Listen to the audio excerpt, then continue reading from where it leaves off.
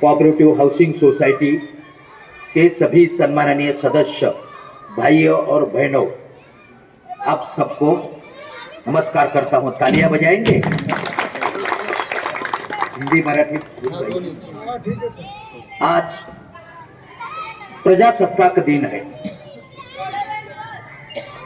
और ऐसे प्रजासत्ताक दिन के वक्त ही जो सोसाइटी में हम रहते हैं, हमारे सोसाइटी का कारोबार कैसे चलना चाहिए, उसके लिए क्या कानून है, प्रोविजंस, एक्ट, बायलॉज, रूल्स क्या है, उसके बारे में हम लोगों को जानकारी होना जरूरी है।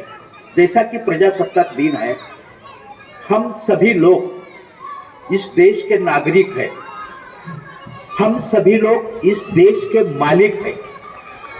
हमारे हक क्या है, हमारे अधिकार क्या है, हमारी जिम्मेदारियां क्या है, और जब भी हम देश में रहते हैं तो देश के कानून क्या कहते हैं, देश की घटना क्या कहती है, उसका पालन ये भी हमें करना जरूरी है।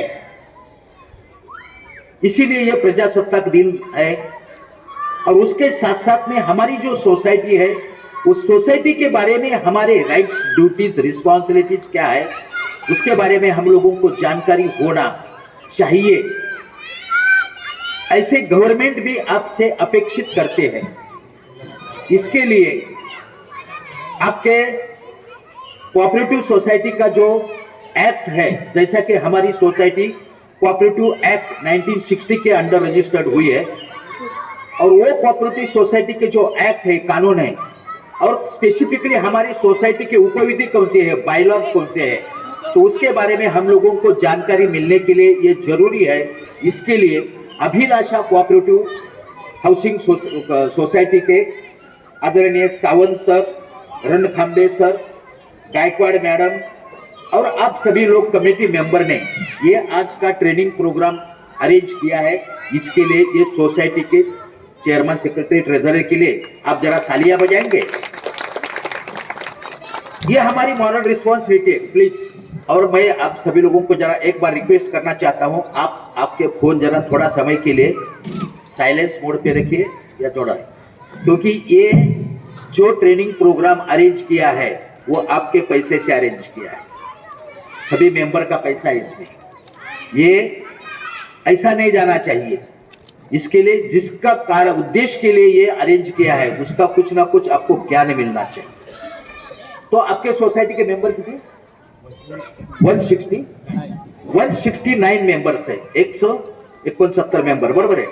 तो 169 ये सभी सोसाइटी के मालिक है। हमारी सोसाइटी की जो मैनेजमेंट कमेटी है, as per provision of act और बायलॉज 13 लोगों की मैनेजमेंट कमेटी होना चाहिए। 13 लोगों की मैनेजमेंट कमेटी में 8 लोग ओपन कैटेगरी से यानी जनरल कैटेगरी से, 2 seats are reserve for ladies, मतलब लेडीज के लिए, महिलाओं के लिए 2 सीट रिजर्व है, 1 सीट SC/ST के लिए है, 1 सीट OBC के लिए है, 1 सीट BJ/NT/SBC यानी भटकी विमुक्त जाति जमाती के लिए। इसी टाइप में ये 13 लोगों की मैनेजमेंट कमेटी होना चाहिए। लेकिन कारोबार 3 लोगों के हाथ में रहता है। उसके साथ साथ में डे टू डे ट्रांजेक्शन जो डिसीजन लेते हैं, कामकाज करते हैं, तो उसका रिपोर्टिंग पूरे साल में एक बार जब एन्युअल जनरल मीटिंग होते, वार्षिक सर्वसाधारण सभा होते, त्या वार्षिक सर्वसाधारण सभेमध्ये आम्ही वर्षभरामध्ये केलेल्या कामकाजाचा अहवाल, लेखाजोखा with income end expenditure end balance sheet, ये आप लोगों के सामने उनका रखना, ये उनका कर्तव्य, जिम्मेदारी है। और आप लोगों का अप्रूवल लेने के बाद में फिर नेक्स्ट ईयर के कामकाज को शुरुआत कर सकते हैं।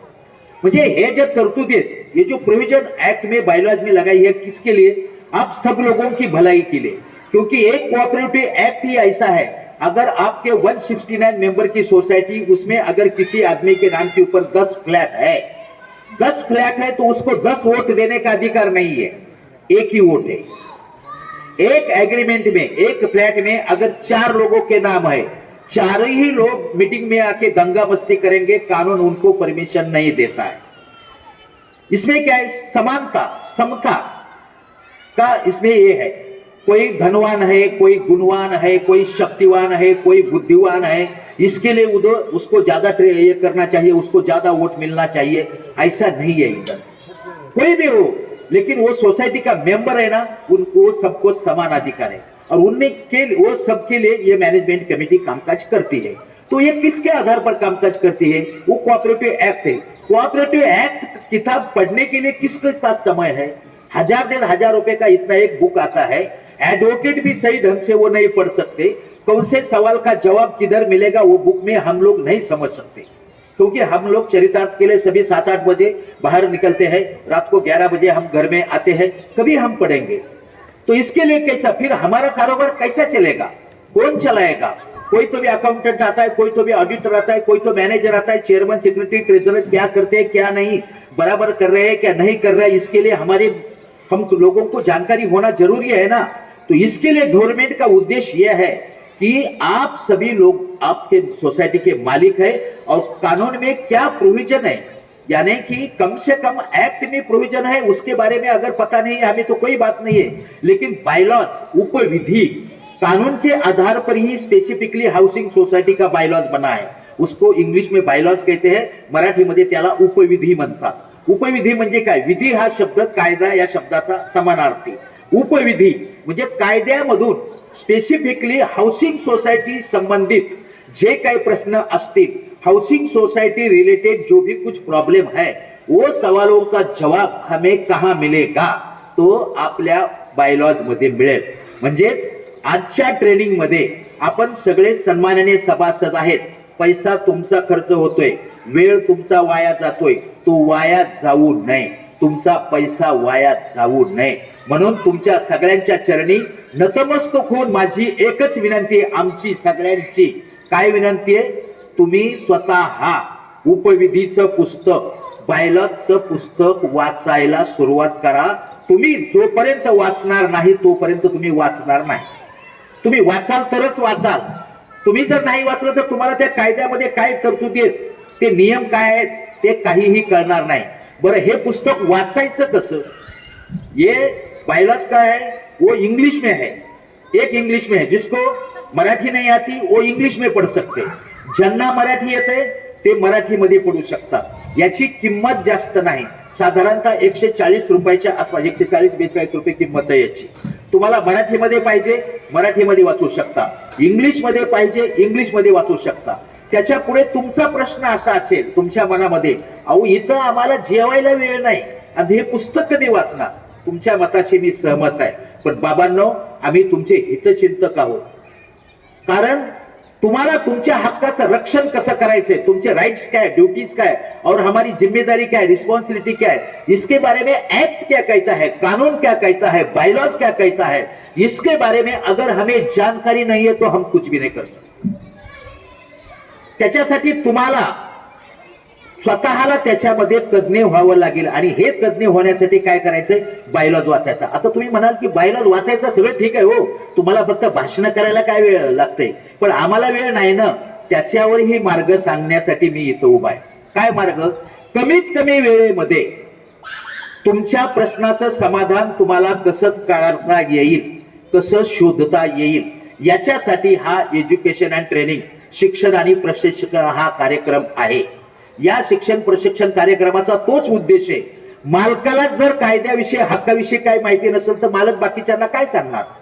तुम्ही मालक आहात आणि तुमच्या हक्काचं रक्षण झालं पाहिजे, त्याचबरोबर तुमची जबाबदारी काय, कारण मालक तुम्ही एकटे नाहीये।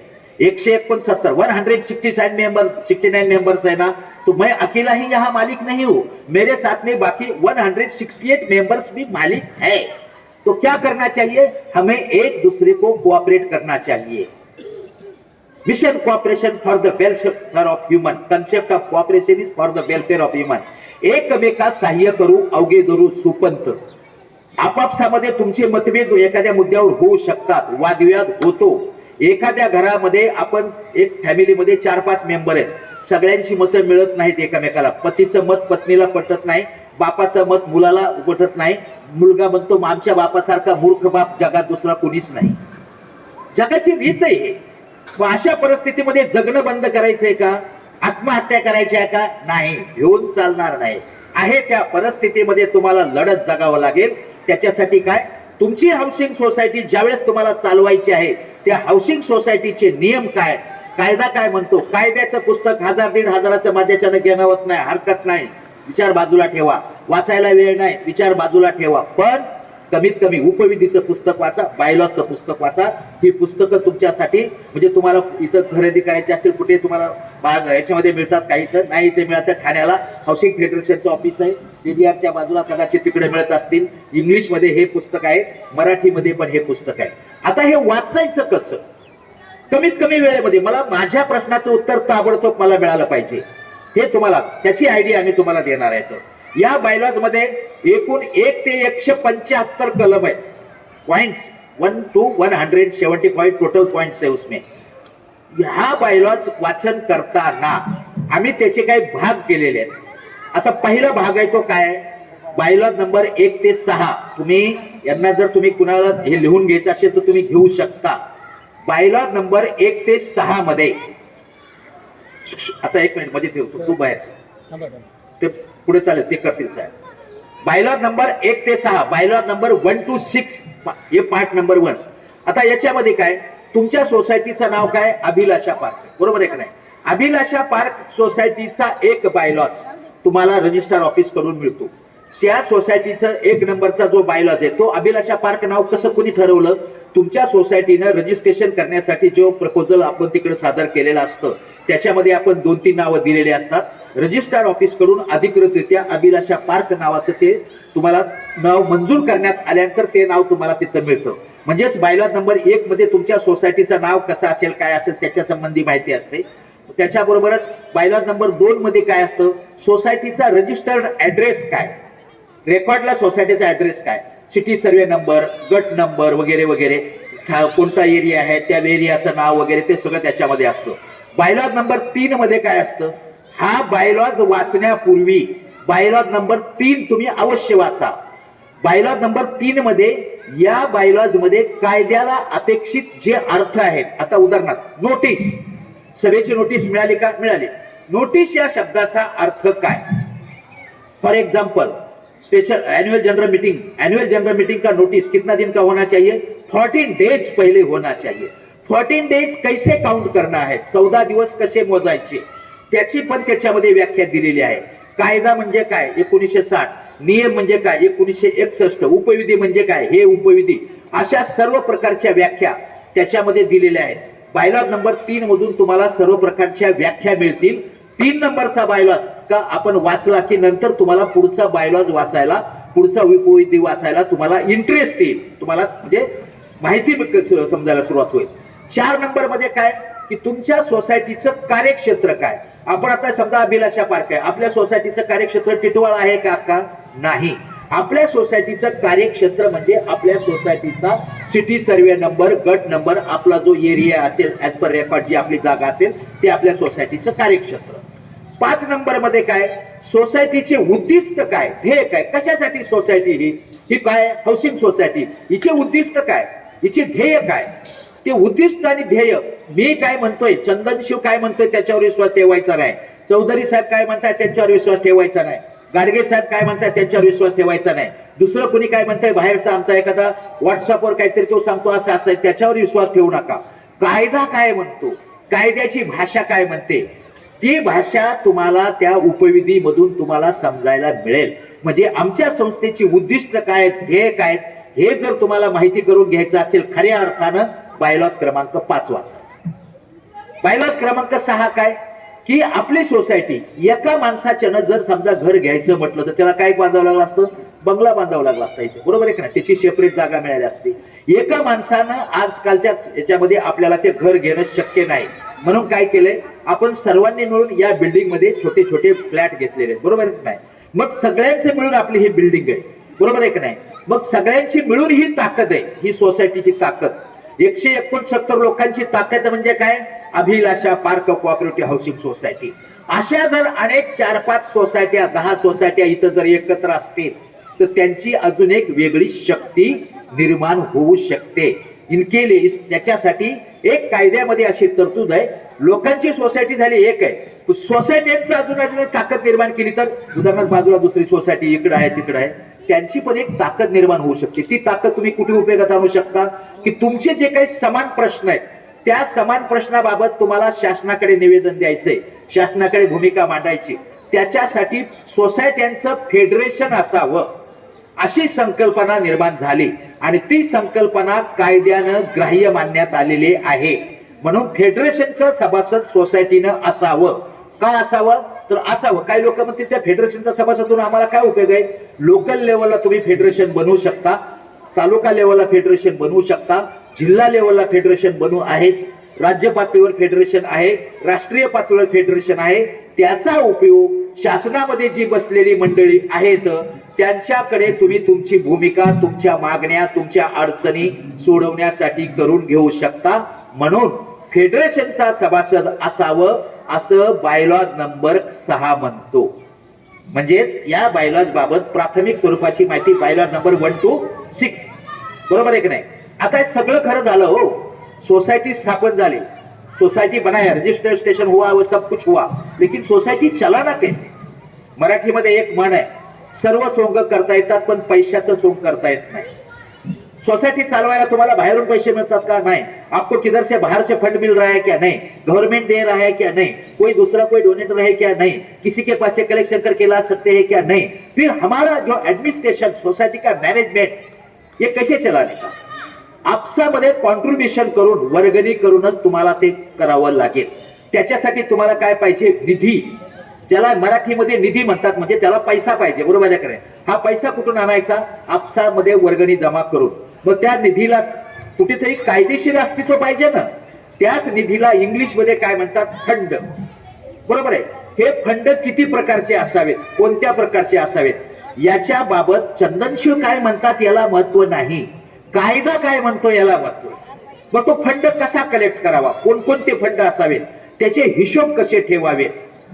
फंड मॅनेजमेंट कमिटीनं त्यांच्या अधिकारामध्ये सोसायटीच्या कामासाठी किती मर्यादेपर्यंत ते खर्च करू शकते.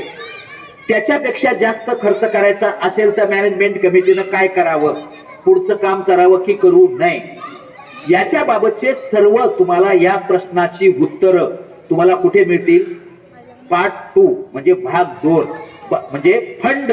फंड या शब्दाविषयी तुम्हाला अडचण आली की तुम्ही संपूर्ण बायलॉज वाचायची गरज नाही. मग काय करा? बायलॉज नंबर 7 ते 15 बघा. बायलॉज नंबर 7 to 15 आप देखेंगे तो उसमें फंड रिलेटेड गाइडलाइंस आपको मिलेगी.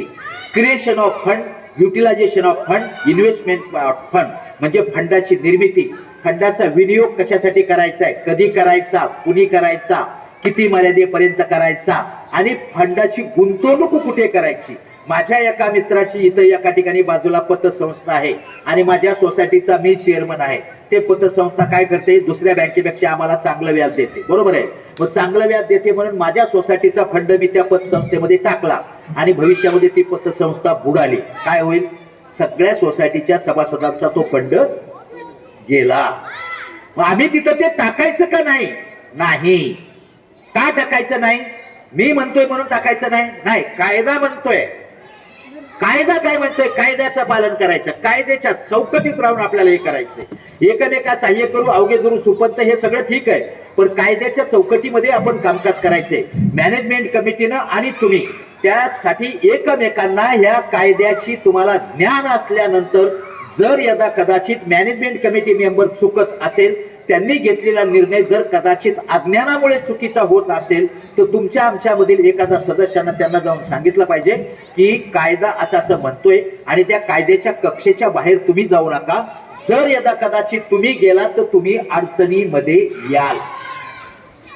तुम्ही सुद्धा अडचणीमध्ये नाही आलं पाहिजे, तुम्ही सेफ राहिलं पाहिजे आणि लोकांना तुम्ही सेवा देता आली पाहिजे आणि लोकांनी तुमच्यावर विश्वास टाकलेला त्या विश्वासाला तुम्ही सार्थ ठरले गेले पाहिजेत. हा याच्या पाठीमागचा उद्देश आहे. म्हणजेच बायलॉज नंबर 7 ते 15 मध्ये तुम्हाला काय काय मिळेल? फंडाची निर्मिती कशी करावी, उदाहरणार्थ रिझर्व्ह फंड, सिंकिंग फंड. आता जो आजचा कार्यक्रम होतोय ते कशाच्या आधारे? एज्युकेशन अँड ट्रेनिंग फंडाच्या आधारे. एज्युकेशन अँड ट्रेनिंग फंडाच्या नावाखाली तुमच्याकडून प्रत्येक महिन्याला 10 रुपये आपण काढतोय. बरोबर आहे की नाही?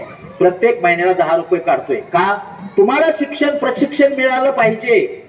ही संकल्पना ही फक्त आपल्या महाराष्ट्रात नाही, जागतिक पातळीवर स्वीकारली गेलेली आहे की अरे ज्यांच्यासाठी सहकार ही संकल्पना, सहकार करण्यासाठी सगळ्यांच्या कल्याणासाठी, पण सगळ्यांचं कल्याण करायचंय, पण त्याच्यामध्ये जे मूळ मालक आहेत त्यांना जर शिक्षण प्रशिक्षण नसेल, त्यांना जर कायद्याचं ज्ञान नसेल तर ते कसं होईल? फुकट पैसा आपला वाया जाईल, फुकट मेहनत वाया जाईल. म्हणून त्याच्यासाठी शिक्षण प्रशिक्षण निधी तो काय करावा, तर प्रत्येक महिन्याला 10 रुपये काढावेत आणि तो जमा करावा. त्याचा विनियोग काय करावा? लोकांना ज्ञान देण्यासाठी, हे शिक्षण प्रशिक्षण कार्यक्रम घेण्यासाठी, संचालक मंडळाला शिक्षण प्रशिक्षण देण्यासाठी त्याचा विनियोग करावा, हे त्याच्यामध्ये म्हटलं गेलेलं आहे. म्हणजेच रिझर्व्ह फंडाची निर्मिती कशी करावी, सिंकिंग फंडाची निर्मिती कशी करावी, एज्युकेशन फंडाची निर्मिती कशी करावी, त्याचा विनियोग कसा करावा. उदाहरणार्थ आपल्या सोसायटीचे 169 मेंबर आहेत. सोसायटीचं एखादं कामकाज करत असताना मॅनेजमेंट कमिटी त्यांच्या अधिकारामध्ये 1 लाखापेक्षा जास्त रकमेचं कामकाज मॅनेजमेंट कमिटी त्यांच्या अधिकारामध्ये करू शकत नाही. मग आता काय करायचंय? मग कायदा काय म्हणतो की त्याच्यासाठी अॅन्युअल जनरल मीटिंग म्हणजे वार्षिक सर्वसाधारण सभेची मंजुरी घ्या. वार्षिक सर्वसाधारण सभेची तारीख किती दिली कायद्याने?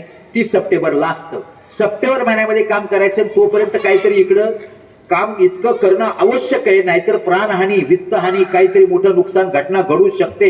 आणि ती दुर्घटना घडून गेल्यानंतर पुन्हा काय करायचं? काम बंद करायचं का? नाही. मग त्याच्यावर पर्याय काय?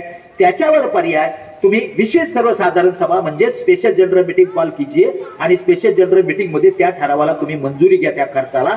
म्हणजे prior approval should be taken, म्हणजे अगोदरच त्याची मंजुरी घेतली पाहिजे, नंतर हे करा. कारण का? हा पैसा सगळ्यांचा. तुम्ही चांगलं कामकाज करताय मॅनेजमेंट कमिटी, पण मॅनेजमेंट कमिटी करून हे जर चुकून राहिलं आणि उद्या आमच्या मधल्या एखाद्या आमच्याच माणसाने आमची तक्रार केली की खायानं पियानं ग्लास तोडा मारा, चला घाला कोर्टाची खेटी, ऑफिसची खेटी, हे व्हायला नको. सोसायटी मधलं वातावरण खराब व्हायला नको. कोणीतरी कामकाज करते तो सर्वांच्या भल्यासाठी करते, सर्वांच्या कल्याणासाठी करते, कायद्याच्या चौकटीत राहून करते. या पद्धतीसाठी तुम्हाला या शिक्षण प्रशिक्षणाचा हे प्रयोजन आहे. आणि त्याच्यासाठी तुम्हाला फंड ह्या शब्दाबाबत तुम्हाला ज्या ज्या वेळेस काहीही समस्या निर्माण होईल त्यावेळेस तुम्ही काय करायचंय? बायलॉ नंबर 7 ते 15 बघायचं. लक्षात आलं? आता पुढे येतोय आपण. पुढे आपण काय येतोय? हे आपण फंड निर्माण करायचा. कोणाकडून? सभासदांच्याकडून. अरे पण सभासद कोणाला म्हणायचं? सभासदेची व्याख्या काय? सभासदाचे प्रकार काय? सभासद, मेंबर हा शब्द तुमच्या समोर आला आणि कोणाला सभासद म्हणायचं, कोणाला म्हणू नये, याच्याबाबत तुमच्या मनामध्ये संभ्रम निर्माण होणं साहजिक आहे. काही ते चुकीचं नाही. सभासद या प्रश्नाविषयी तुम्हाला ज्यावेळेस उत्तर पाहिजे असेल, बायलॉ नंबर 16 ते 21 काढून बघायचं. पूर्ण पुस्तक वाचायची गरज नाही. तुम्हाला तुमचा विषय, तुमचा प्रश्न त्यावेळी कोणत्या विषयाशी निगडीत आहे, कमीत कमी वेळेमध्ये तुमच्या प्रश्नाचं उत्तर कायदेशीररित्या काय आहे हे जर तुम्हाला खात्री करून घ्यायची असेल तर तुम्ही बायलॉ वाचायचा आहे. प्राथमिक स्वरूपाची माहिती बायलॉ नंबर 1 ते 6. फंडाबाबतची तो तुमचा प्रश्न जर असेल तर त्याचं उत्तर तुम्हाला कुठे मिळेल? बायलॉ नंबर 7 ते 15 मध्ये मिळेल. तिसरा जो पॉइंट आहे तो कुठला? सभासद. सभासदाच्या बाबतची जी तुम्हाला माहिती आहे, सभासदांचे प्रकार, कसं सभासद व्हायचं, सभासद होण्यासाठी कुठल्या स्टेप आहेत. समजा मी आलो अभिलाषा पार्क मध्ये एक फ्लॅट घेतला, मी फ्लॅट घेतला आणि गेलो, मी सभासद झालो का? नाही. अरे ते फ्लॅट जरी घेतला तरी मी सभासद होण्यासाठी कायदेशीर ज्या तरतुदी आहेत, जी स्टेप्स आहे किंवा विहित नमुन्यामध्ये, विशिष्ट नमुन्यामध्ये सभासदत्वाचा फॉर्म मी सोसायटीकडे भरून दिला पाहिजे. त्याच्यासोबत 500 रुपये दिले पाहिजे, 100 रुपये दिले पाहिजे, तर त्याच्यानंतर ॲग्रीमेंटची कॉपी दिली पाहिजे. मग त्या सोसायटी मॅनेजमेंट कमिटीनं काय केलं पाहिजे? त्यांच्या येणाऱ्या मीटिंगमध्ये तो विषय घेतला पाहिजे, ते सगळं चेक केलं पाहिजे. त्याच्यानंतर माझ्या सभासदाला मंजुरी दिली पाहिजे. त्याच्यानंतर माझं शेअर सर्टिफिकेट घेणं, ट्रान्सफर करणं वगैरे ते सगळं प्रोसिजर होईल. आय रजिस्टरमध्ये नाव येईल, जे रजिस्टरमध्ये नाव येईल. हे जे सगळं आहे हे सभासदांचे प्रकार. याच्याबरोबरच की सभासदांचे हे जे आहेत किंवा सभासदांचे प्रकार याच्याबाबत जी पूर्ण माहिती ती तुम्हाला 16 ते 21 मध्ये आहे. त्याच्यानंतर सभासदांचे कर्तव्य, हक्क आणि कर्तव्य. हक्क आणि कर्तव्य म्हणतात ना, एकाच नाण्याच्या 2 बाजू आहेत. छप्पा काटा म्हणतो ना आपण त्याला. एकाच नाण्याच्या 2 बाजू आहेत. मी हक्कासाठी भांडतो पण माझं कर्तव्याचं पालन करत नाही. मला हे असं झालं पाहिजे असं मी म्हणतोय, पण माझी जबाबदारी काय? माझी जबाबदारी माझा फ्लॅट स्वच्छ ठेवणे, शेजाऱ्या पाजाऱ्यांना सहकार्य करणं, शांततेनं राहणं. माझ्या फ्लॅटमध्ये मी राहायला घेतलाय तर मी राहण्यासाठीच वापरणे. मी अनैतिक धंदे करण्यासाठी आणि अशा प्रकारचा स्फोटक माल साठवण्यासाठी मी त्या प्लॉटचा उपयोग करू शकत नाही. म्हणजे हे कायद्यामध्ये त्या ठिकाणी नमूद केलेले आहे. माझ्या अग्रीमेंटची कॉपी मी सोसायटीच्या कडे दिली पाहिजे. काही वेळेस काय करतात लोक, माझ्या अग्रीमेंटची कॉपी तुमच्याकडे द्यायचं कारण काय, मी देतच नाही, काय करायचे ते कर. अरे बाबा, हे कायद्यामध्ये तुम्ही जर अग्रीमेंटची कॉपी नाही दिली तर त्याने आय रजिस्टर कसं लिहिणार, जे रजिस्टर कसं लिहिणार. तुम्ही जर नॉमिनेशनचा फॉर्म भरूनच नाही दिला तर तुमचं उद्या काही बरं वाईट झालं तर कोणाचं काय करायचं, कोणाशी संपर्क साधायचे हे त्यांनी कसं ठरवायचं. याच्यासाठी माझी काही कर्तव्य आहे, माझी जिम्मेदारी आहेत, माझ्या हक्काच्या बरोबर माझे हक्क माझे काय, किंवा मला सोसायटीचा हिशोब कधी पाहायचा असेल, रोज उठून पाहत बसलं तर त्याला नाही, पण काही ठराविक कालावधीमध्ये समजा एजीएमची नोटीस दिलेली आहे, त्या काळामध्ये हिशोब समजा तिथं ठेवलेले आहेत, त्या काळामध्ये मला कुठल्या वाउचर विषयी संशय आला, मी जाऊन बघू शकतो. बरोबर आहे की नाही. त्याचं जर मला काही समजा कॉपीज पाहिजे असतील तर त्या कॉपीज मला पाहिजेत म्हणून तुम्ही रोज उठून त्या कॉपी देत बसा असं नाही. काही कॉपी अशा आहेत की त्या कॉपी घेण्यासाठी मला त्याचे ठराविक चार्जेस भरले गेले पाहिजेत. ही जे कायद्यामध्ये तरतूद आहे म्हणजे हक्क आणि कर्तव्य, सभासदांचे हक्क आणि कर्तव्य याच्या बाबत तुम्हाला ज्यावेळेस माहिती पाहिजे असेल आणि त्या प्रश्नाचं उत्तर जर पाहिजे असेल तर बायलॉ नंबर 22 ते 44 बघायचं. आता पुढे काय, सभासदांचे प्रकार 16 ते 21 झाले. प्रकार, व्याख्या काय, बरोबर आहे की नाही. म्हणजे एक एक पॉइंट माझा आतापर्यंतचा एक अनुभव आहे. बायलॉज सकाळी 10 वाजता सुरू केला होता. सकाळी 10 वाजता सुरू केल्यानंतर डिटेल मध्ये ज्यावेळेस बायलॉज आम्ही घेत गेलो ना, रात्रीचे 8:30 वाजले होते. अरे किती आले, हा रात्रीचे 8:30 वाजले होते. रात्रीचे 8:30 वाजले होते ते बायलॉज हे करायला. तर अशा प्रकारे हा जर बायलॉज हे होत असेल तर तो तेवढा वेळ तुम्ही थांबणार नाही. बरोबर आहे की नाही. मग त्याला उपाय काय, त्याला उपाय कमीत कमी वेळेमध्ये तुम्ही कशा पद्धतीने हे वाचन करावं, त्याच्यासाठी तुम्हाला कमीत कमी वेळेमध्ये हा बायलॉज तुम्हाला कसा वाचता येईल आणि तुमच्या प्रश्नाचं उत्तर तुम्हाला कसं समाधानकारकरित्या शोधता येईल, त्याच्यासाठी आम्ही तुम्हाला हे सांगतोय. म्हणजेच सभासदांचे प्रकार बायलॉज नंबर 16 ते 21, बरोबर आहे. त्याच्यानंतर सभासदांचे अधिकार आणि कर्तव्य. आता अधिकार आणि कर्तव्य एवढे लांब लचक आहेत म्हणून आम्ही तुम्हाला काय सांगतो, ठीक आहे ना, तुमच्याकडे वेळ नाही ना पूर्ण बायलॉज वाचायला, नका ना वाचू, कमीत कमी तो त्याच विषयाशी निगडीत 22 ते 44 वाचा. सभासदांचे अधिकार काय, सभासदांचे कर्तव्य काय. आता सभासदांच्या जिम्मेदारी काय, बरोबर आहे, रिस्पॉन्सिबिलिटी. माझे काहीतरी हे म्हणजे हक्क अधिकार बरोबर माझे काही कर्तव्य आणि जबाबदारी आहे ना. जबाबदारी हा शब्दाचे अर्थ वेगळे, कर्तव्य हा शब्दाचे अर्थ वेगळे. आपल्यासारख्या सर्वसामान्य माणसाला ते सहजासहजी समजत नाही. पण कायदा काय म्हणतो, मी किती शहाणा आहे काय सगळं ठीक आहे हो, पण कायद्याच्या चौकटीमध्ये कायद्याच्या भाषेमध्ये काय म्हणतंय त्याचं उत्तर काय, इथं कायद्याच्या याला किंमत आहे. बरोबर आहे की नाही. मग ते कायद्यात जर मला माहिती नसेल, आता मी समजा प्रचंड तज्ञ आहे, बरोबर आहे, म्हणजे मला काय सगळं समजतंय, पण कोर्टामध्ये जाऊन मी उभं राहू शकत नाही. त्याच्याऐवजी माझे मित्र वकीलच तिथं जाऊन उभे राहिले पाहिजेत, मला तिथं उभं राहायला संधी नाही. तसं याच्यामध्ये कोणीतरी काय म्हणतोय याच्यापेक्षा कायदा काय म्हणतोय, आणि त्या कायद्यावरच हे उपविधी तयार झालेले आहेत. बायलॉज म्हणजे तुम्हाला कायदा जरी नाही वाचायला मिळाला तरी उपविधी तुम्हाला वाचावाच लागेल. आजच्या या शिक्षण प्रशिक्षणाचा सगळ्यात महत्वाचा उद्देश सगळ्यांचा पैसा आहे बरं का, तुमचा पैसा फुकट वाया घालवायचा आहे का, नाही, वाया घालवायचा नाही. आणि इथून पुढे आम्ही वाया घालवणार नाही. सगळ्यांचा पैसा कसा आहे, मेहनतीचा पैसा आहे ना. आपल्या मेहनतीचा पैसा योग्य आणि सन्मार्गी सत्कारणी लागला पाहिजे. त्याच्यासाठी तुम्हाला हे बायलॉज वाचणं आवश्यक आहे. म्हणजे तुमची जिम्मेदारी काय ते 45 ते 62 मध्ये तुम्हाला त्याचे तुमच्या रिस्पॉन्सिबिलिटी काय आहे ते तुम्हाला कळतील. म्हणजे responsibility and liabilities bylaws number 45 ते 62 हे तुम्ही वाचा. बायलॉज नंबर 45 ते 62 हे तुम्हाला रिस्पॉन्सिबिलिटी आणि लायबिलिटी याच्यासाठी तुम्हाला वाचायचंय. लक्षात राहते का तुमच्या. सुरुवातीला प्राथमिक माहिती बायलॉज नंबर 1 ते 6. पुणे म्हणजे काय असं लक्षात राहते का नाही, का डोक्यावरून जाते. बोर झालेत का, बोर झालं तर बंद करू का, हा तुम्ही प्रसन्न मनाने ऐका, कारण का हे तुमच्या उपयोगाचं आहे. हे राजकीय भाषण नाही, हे पक्षाचं भाषण नाही. राजकीय भाषण ऐकून, पक्षाची भाषण ऐकून सगळे आपण कंटाळून गेलो, नको वाटायला लागले. तुमच्याकडे तेवढा वेळ नाही, पण हे तुमच्या पैशानं चाललेलं आहे, तुमच्या हिताचं आहे, तुमच्या कल्याणाचं आहे, तुम्हाला उपयोगी पडणार आहे. म्हणून तुम्ही हे मन लावून ऐका. सभासदाच्या बाबतची माहिती 16 ते 21 मध्ये तुम्हाला मिळणार आहे. राईट्स अँड ड्युटीज म्हणजे सभासदांचे अधिकार कर्तव्य 22 ते 44 मध्ये मिळणार आहे. सभासदांची रिस्पॉन्सिबिलिटी लायबिलिटी म्हणजे सभासदाचं उत्तरदायित्व काय, जिम्मेदारी काय, त्याची माहिती तुम्हाला 45 ते 62 मध्ये मिळणार आहे. आता त्याच्या पुढचा जो मुद्दा येतोय, मॅनेजमेंट कमिटीनं म्हणजे येरा गबाळ्याचं काम नाही. मॅनेजमेंट कमिटीमध्ये कामकाज करणं म्हणजे काय येरा गबाळ्याचं काम नाही हो. रात्री 12 वाजता पण फोन येतो. काही काही सोसायटीमध्ये अशी उदाहरणं आहेत, चेअरमन सेक्रेटरीला ते लोक बाकीचे सभासद लोक घरचा नोकर समजतात.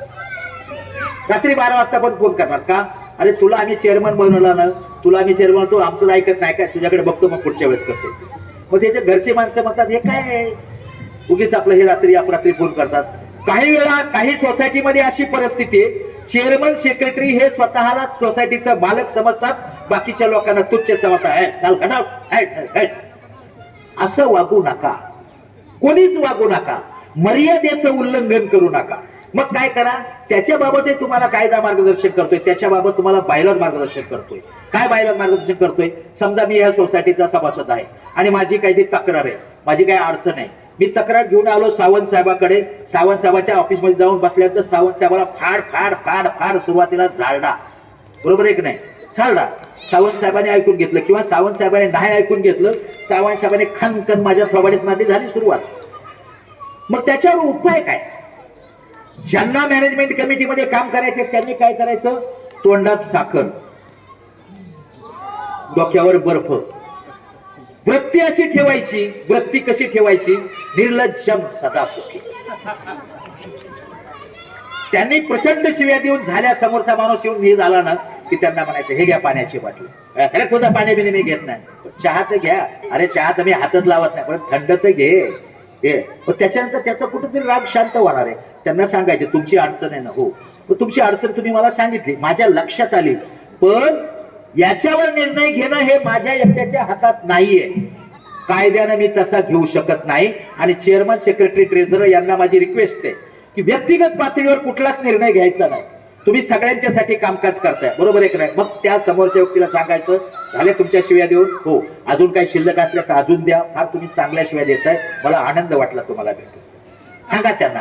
ऑटोमॅटिकली काय होईल, त्या व्यक्तीला वाटेल अरा आपण चुकलो यार, चुकीच्या भाषा कशा, तो म्हणणार चूक झाली बरं का माझी, चुकलं नाही, मला तुमचं काम करायचंय. मग काय करा, तुम्ही ते पेपरवर लिहून द्या, जी काही तुमची तक्रार असेल ते तक्रार तुम्ही लेखी स्वरूपात द्या. लेखी स्वरूपामध्ये तक्रार त्यांच्याकडून घ्या. ते म्हटले मला रिसिव्ड द्या, देऊन टाका रिसिव्ड. रिसिव्ड देताना घाबरायचं नाही. काही वेळेस आमचे लोक घाबरतात. ट्रेझरर काय म्हणतो, ते चेअरमन सेक्रेटरीचं काम आहे, मी जर लिहिलं त्यांना सही दिली तर मी अडकल बाबा, काही कुठं अडकत नाही. सर्वांची सामूहिक जिम्मेदारी आहे. सही दिली हरकत नाही, फक्त एकच करायचे तुम्ही, काय तुमच्याकडे ते पत्र आल्यानंतर काय करायचे, तुम्ही येणाऱ्या मंथली मीटिंग मध्ये तुमची जी मासिक सभा असेल त्या मीटिंग मध्ये तो विषय ठेवायचा आहे. व्यक्तिगत पातळीवर निर्णय घ्यायचा नाही, पत्र दडवून ठेवायचं नाही. दुश्मन असला समोरचा तरी तोच तुम्हाला कामाला येणार आहे. त्यानं 50 वेळा तुम्हाला शिव्या दिल्या असतील, पण जर तुम्ही अचानक आजारी पडलात तर तुम्हाला हॉस्पिटलमध्ये भरती करायच्या टायमाला तोच पळत येईल, तुम्हाला दुसरा कोणी येणार नाही. तुम्ही बाहेर किती मोठा नेता असाल, कोणत्या पक्षाचे तुमचे मोठे मोठे कटआउट लागत असतील, तो नेता पोचेपर्यंत तुम्ही वर गेलेले असाल. त्याच्यासाठी किती वाईट असू द्या, पण तो माझा शेजारीच मला कामाला येणार आहे, तुम्हाला दुसरा कोणी कामाला येणार नाही. हे कटू सत्य लक्षात ठेवा. आणि हे सत्य ज्याने लक्षात घेतलं ना, सोसायटीत भांडणच होणार नाही. तुमच्याकडे भांडणं झाल्यानंतर तुम्ही वकिलाकडे जा, रजिस्टर ऑफिसला जा, पोलीस स्टेशनला जा, अरे तुमचेच पैसे खर्च होणार आहेत रे बाबा. हो तिथं आम्ही सगळे तुम्हाला लुटायलाच बसलोय, खायलाच बसलोय तुमचं. आम्ही तुम्ही आला की म्हणतो आला गड्या बकऱ्याचा काटा याला, तुम्ही बकरा होऊन जाता कशाला. तुम्ही तुमच्यामध्ये आपसामध्ये तुम्ही हे आपसामध्ये मिटवायचं कसं मिटवायचं, मी सांगितलं तो ऐकत नाही ना, हो त्याला बायलॉजचं पुस्तक दाखव आणि त्याला सांगा की हे बायलॉज मध्ये अशी प्रयोजन आहे. तुझं माझं व्यक्तिगत दुश्मनी आहे नाही ते सगळं बाजूला ठेव, पण कायद्याच्या चौकटीमध्ये कायदा असं म्हणतोय आणि म्हणून हे असं केलं पाहिजे बाबा, मी तुझ्या पाया पडतो, हे तू हे कायद्याचं पालन कर आणि मलाही कायद्याचं पालन करायला तू काय कर, मदत कर. ऑटोमॅटिकली समोरची व्यक्ती ऐकते. कायदा कधी निर्माण झाला हो, सुरुवातीला कायदे नव्हते, पण काय होती, इमानदारी होती, शब्दाला किंमत होती. आता लोक काय म्हणतात, शब्द दिला गेला खड्ड्यात, कायदा काय म्हणतो ते बोल, तुझ्याकडे काही लेखी आहे का नाही? मग मी बोललो जरी असेल तुला जरी वचन दिलं असेल आणि तुझे 10 लाख घेतले असतील तर मी देतच नाही परत, काय करायचं ते बोल, तुझ्याकडे लेखी आहे का काही? म्हणजे याचाच अर्थ कायद्याला. कायदा कधी आला? ज्यावेळेस लोकांच्या मध्ये एकमेकाविषयीची स्वार्थी प्रवृत्ती वाढली, बेमानी अपप्रवृत्ती वाढत चालली आणि कुठेतरी लोकांना त्याची झळ बसली पाहिजे, प्रशासकीय यंत्रणेची ती भीती असली पाहिजे, म्हणून कायद्याची निर्मिती झाली. कायद्याचा उद्देश दुसऱ्या साईडला काय? सर्वांच्या कल्याणासाठी कायदा. सहकार कायदा तर असा आहे, सहकार कायदा ज्यावेळेस आपल्या देशामध्ये इंग्रज सरकारच्या काळामध्ये 1901 ला सुरुवातीला सहकार कायदा तयार करण्यासाठी एक अभ्यास गट स्टडी कमिटी नियुक्त केली होती. त्यावेळेस त्या कमिटीने काय शिफारस केलेली? कायद्याची भाषा कशी असावी? सगळ्यांना समजेल अशी, सरळ साधी सोपी. कायदा कसा असावा? लवचिक. का लवचिक असावा? जशा जशा लोकांच्या अडचणी येतील त्या त्या पद्धतीप्रमाणे लोकांच्या कल्याणासाठी कायदा राबवला गेला पाहिजे. कायद्याची भीती इतरांना दाखवून उपयोग नाही. कायद्याचं लोकांच्या कल्याण हे कायद्याचं उद्दिष्ट असलं पाहिजे आणि तशा पद्धतीने सहकार कायदा तयार केलेला आहे. म्हणूनच आपल्याला हे सर्व करत असताना कायद्यामध्ये काय आहे त्याची आपण जाणीव करून घेणं आवश्यक आहे, माहिती करून घेणं आवश्यक आहे. म्हणजेच आपण बायलॉ नंबर 63-64 वर आलोय. आपण मॅनेजमेंट कमिटीनं त्यांच्याकडे त्या आलेल्या पत्राची नोंद घ्यायची. त्या पत्रामध्ये जर अपूर्णता काही असेल तर त्या संबंधित व्यक्तीला सांगू शकता की तुमच्या पत्रासोबत अशी बाकीची संपूर्ण माहिती आलेली नाहीये, तुम्ही ती माहिती द्या. त्यांना तुम्ही लेखी पत्र द्या. तुमच्या मॅनेजमेंट कमिटीमध्ये तो विषय घ्या. विषयामध्ये तुमच्या मॅनेजमेंट कमिटीमध्ये काय चर्चा होते ती साधक बाधक चर्चा लिहा. 13 लोकांची तुमची मॅनेजमेंट कमिटी असेल, 13चे 13 लोक त्या मिटिंगला हजर असतील. 8 लोकांनी सांगितलं असं असं करा कायद्या चौकटीमध्ये, त्यांना कायद्याची चौकट माहित नसेल तर त्यांना माहिती करून द्या. आणि तो ठराव मंजूर करताना एकमताने मंजूर झाला ठराव, अत्यंत चांगली गोष्ट आहे. बहुमताने मंजूर करायची वेळ आली, 8 लोकांनी एका बाजूने मत नोंदवलंय आणि 5 लोकांनी विरोधी मत नोंदवलंय. विरोधी नोंदवलं म्हणून त्याच्यावर राग धरू नका, त्याला तिथं मारामाऱ्या करत बसू नका. त्या 5 लोकांचा सुद्धा सन्मान करा, त्यांच्या मताची कदर करा आणि त्या मिनिट्स मध्ये जे आपण मिनिट्स लिहितो ना त्याच्यामध्ये त्याची नोंद करा की ठरावाच्या बाजूने या 8 लोकांनी असं असं अनुकूल मत नोंदवलं आणि प्रतिकूल मत त्या 5 लोकांनी नोंदवलं. त्यांचीही कदर करा, त्यांची किंमत करा. कदाचित त्यांचं उद्या भविष्यात खरं असू शकतं. मत कुणाचं डावलायचं नाही, ते रेकॉर्डवर घ्यायचं. उद्या मी त्या सरचिटणीस पदावर किंवा सेक्रेटरी पदावर किंवा अध्यक्ष पदावर नसेल, पण माझ्या नंतर येणाऱ्या व्यक्तीला माझ्या त्या कारकिर्दीमधले मिनिट्स पाहून वाचलं पाहिजे की याला काम करावं तर असं. प्रत्येक गोष्टीची नोंद याच्यामध्ये आहे त्या मिनिट्स मध्ये. तशा पद्धतीने तुम्ही ते मिनिट्स लिहा आणि त्याच्यानंतर तुम्ही ती कार्यवाही करा. जे काही तुमच्या मिनिट मध्ये ठरलंय, त्या मीटिंग मध्ये ठरलंय, काही विशिष्ट दिवसामध्ये त्या संबंधित व्यक्तीला लेखी स्वरूपामध्ये त्या तक्रारदाराला कळवा. बरोबर? म्हणजेच मॅनेजमेंट कमिटीला कामकाज करत असताना बायलॉ नंबर 63 आणि 64 हे अत्यंत महत्वाचे आहेत. प्रश्न तुमच्या लक्षात आला? बरोबर आहे.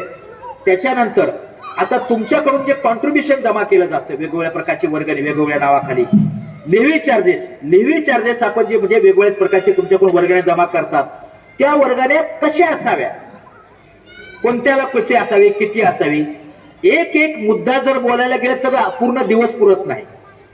पण मला एक तुम्हाला सुचवायचं आहे की तुम्ही प्रश्न विचारणारे बनायचं नाही. इतरांना प्रश्न विचारत राहण्यापेक्षा, कोणाच्या तरी पाठीमागा लागण्यापेक्षा, तो कोण ऍडव्होकेट आहे, हे कन्सल्टंट आहे, तो DDRचा माणूस आहे, हा चार्टर्ड अकाउंटंट आहे, तो वकील आहे, त्यांच्या मागे लागण्यापेक्षा तुम्ही का बनत नाही? तुम्हाला बनण्याची सुवर्ण संधी ना, आणि हे तुमच्या फायद्याचं आहे, तुमच्या हक्काचं आहे. त्याच्यासाठी तुम्हीच वाचायचं. जर त्याच्यामधले कोणते चार्जेस कसे असावेत हे जर तुम्हाला त्याच्या प्रश्नाचं उत्तर पाहिजे असेल तर वाचा ना बायलॉ 65 ते 71. पूर्ण बायलॉ तुम्हाला वाचायची गरजच नाही. 2-3 वेळेस तुम्ही बायलॉ असा जरा थोडासा चाळत गेलात ना की तुम्हाला ऑटोमॅटिकली नंतर त्याच्यामध्ये एवढा इंटरेस्ट येईल ना, त्याला खरोखर याच्यामध्ये शिकण्यासारखं आहे. आम्ही फार तज्ञ आहेत आणि आम्ही फारच म्हणजे जन्मदातच फार मोठे म्हणजे हे हुशार आहेत असा काही भाग नाही. आम्ही पण तुमच्यासारखेच हे असं हे करून आता रोज तुमच्यासारख्या लोकांच्या समोर रोज आम्हाला बोलायचं असतं म्हणून आम्ही ते वाचतोच. आता इथं बसलं तरी आम्ही वाचतोच. वाचल्याशिवायही नाही, वाचाल तर वाचाल. म्हणून तुम्हाला ते वाचणं आवश्यक आहे.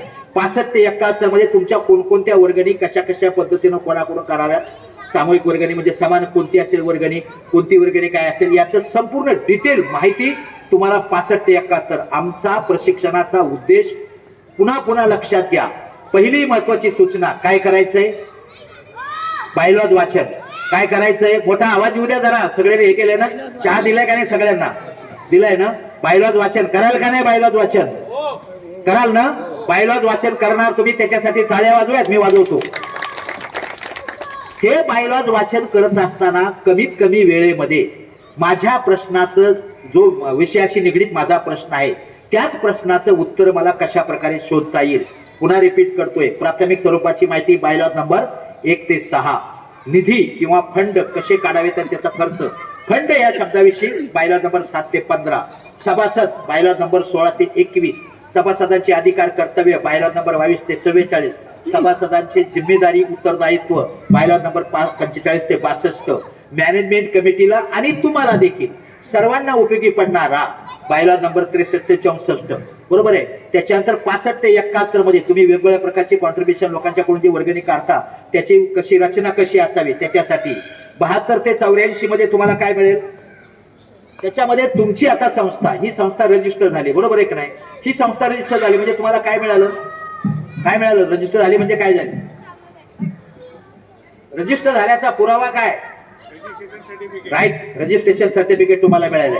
रजिस्ट्रेशन सर्टिफिकेट मिळालं. त्या रजिस्ट्रेशन सर्टिफिकेट बरोबर त्याच्यामध्ये अभिलाषा पार्क आपल्या सोसायटीचं नाव आहे, हा त्याचा पुरावा आहे, बरोबर आहे.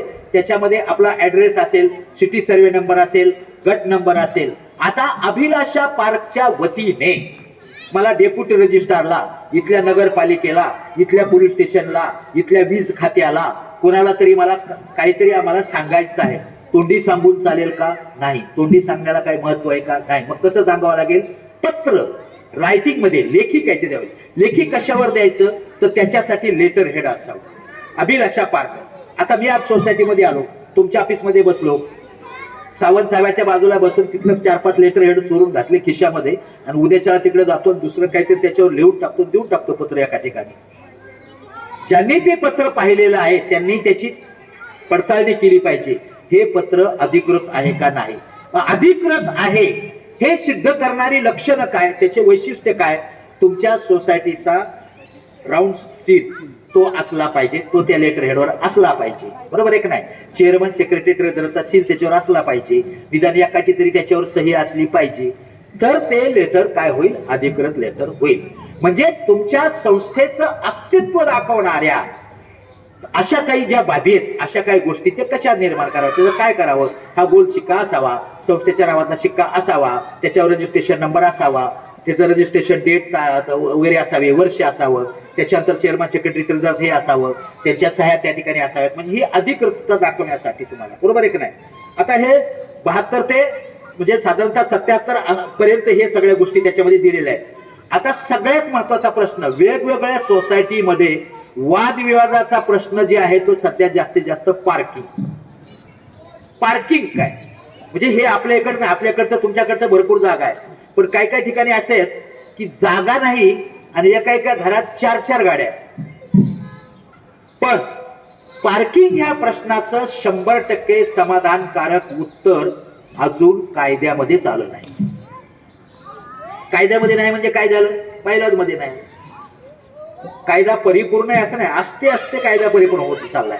सुरुवातीला ज्यावेळेस बायलॉज समजा तयार करायला घेतले असतील त्यावेळेस एका एका व्यक्तीकडे, एका एका कुटुंबामध्ये एवढ्या 4-4, 5-5 गाड्या येतील असं अपेक्षित होतं का? नाही. आता तुमच्या आमच्या लहानपणी शाळेत जायला सायकल मिळत होती का? सायकल ती पण मिळत नव्हती. मोटरसायकल बघायला मिळत होती का? नाही. ते जीप बघायची तर लांबच राहिलं. आता काय झालं? एका एका घरामध्ये 10 मोटरसायकल येते, 4-4 फोर व्हीलर येतं. म्हणजे सगळ्यांना लावायला कुठे जागा झाला? म्हणजे त्याच्यावरून वादविवाद होत आहेत. पण त्याला उपाय काय? सध्याच्या बायलॉज मध्ये, त्या बायलॉज मध्ये पार्किंगचं धोरण जे तुम्ही ठरवायचंय, तुमची वार्षिक सर्वसाधारण सभेच्या त्या प्रत्येक पॉलिसी प्रमाणे ते ठरवायचं आहे. सावंत साहेब सुद्धा या ठिकाणी एक्सपर्ट आहेत. ते स्वतः म्हणजे वेल एज्युकेटेड, म्हणजे तुमच्या सोसायटीला MBA फायनान्स अध्यक्ष, तुम्ही MBA फायनान्स अध्यक्ष मिळाला म्हणजे खरोखर तुमचं सगळ्यांचं कौतुक करावं तेवढं कमी आहे. म्हणजे अशी क्वालिफाईड व्यक्ती या ठिकाणी मिळालेली आहे. आम्हाला म्हणजे खरोखर आनंद वाटला या ठिकाणी आज 26 जानेवारीच्या दिवशी म्हणजे तुम्ही आम्हाला या ठिकाणी बोलवलं आणि तुमच्या सगळ्याशी सुसंवाद साधायचा. खरोखर चांगली व्यक्ती आणि क्वालिफाईड व्यक्ती, आणि भविष्यामध्ये ती व्यक्ती पुन्हा सहकार क्षेत्रामध्ये प्रवेश करत आहे. पुढच्या वेळेस कदाचित असं असेल ते इथं बसलेले असतील, आम्ही त्यांचं वाचन ऐकायला असेल कदाचित. म्हणजे सहकार क्षेत्रामध्ये ते GDCI पण होत आहेत ते आता ते. म्हणजे अशा प्रकारच्या व्यक्तीचं आम्हाला या ठिकाणी कौतुक करायला मिळालं. आम्ही खरोखर अभिलाषा पार्कच्या सर्व मंडळीचा आम्ही धन्यवाद व्यक्त करतो. तर पार्किंग बाबतचं जे काय आहे ते त्याच्या बायलांनी कसं आहे की तुमच्या वार्षिक सर्वसाधारण सभेला जे धोरण ठरवायचं त्याच्यानुसार तुम्ही तुमची कार्यवाही चालू द्यायची.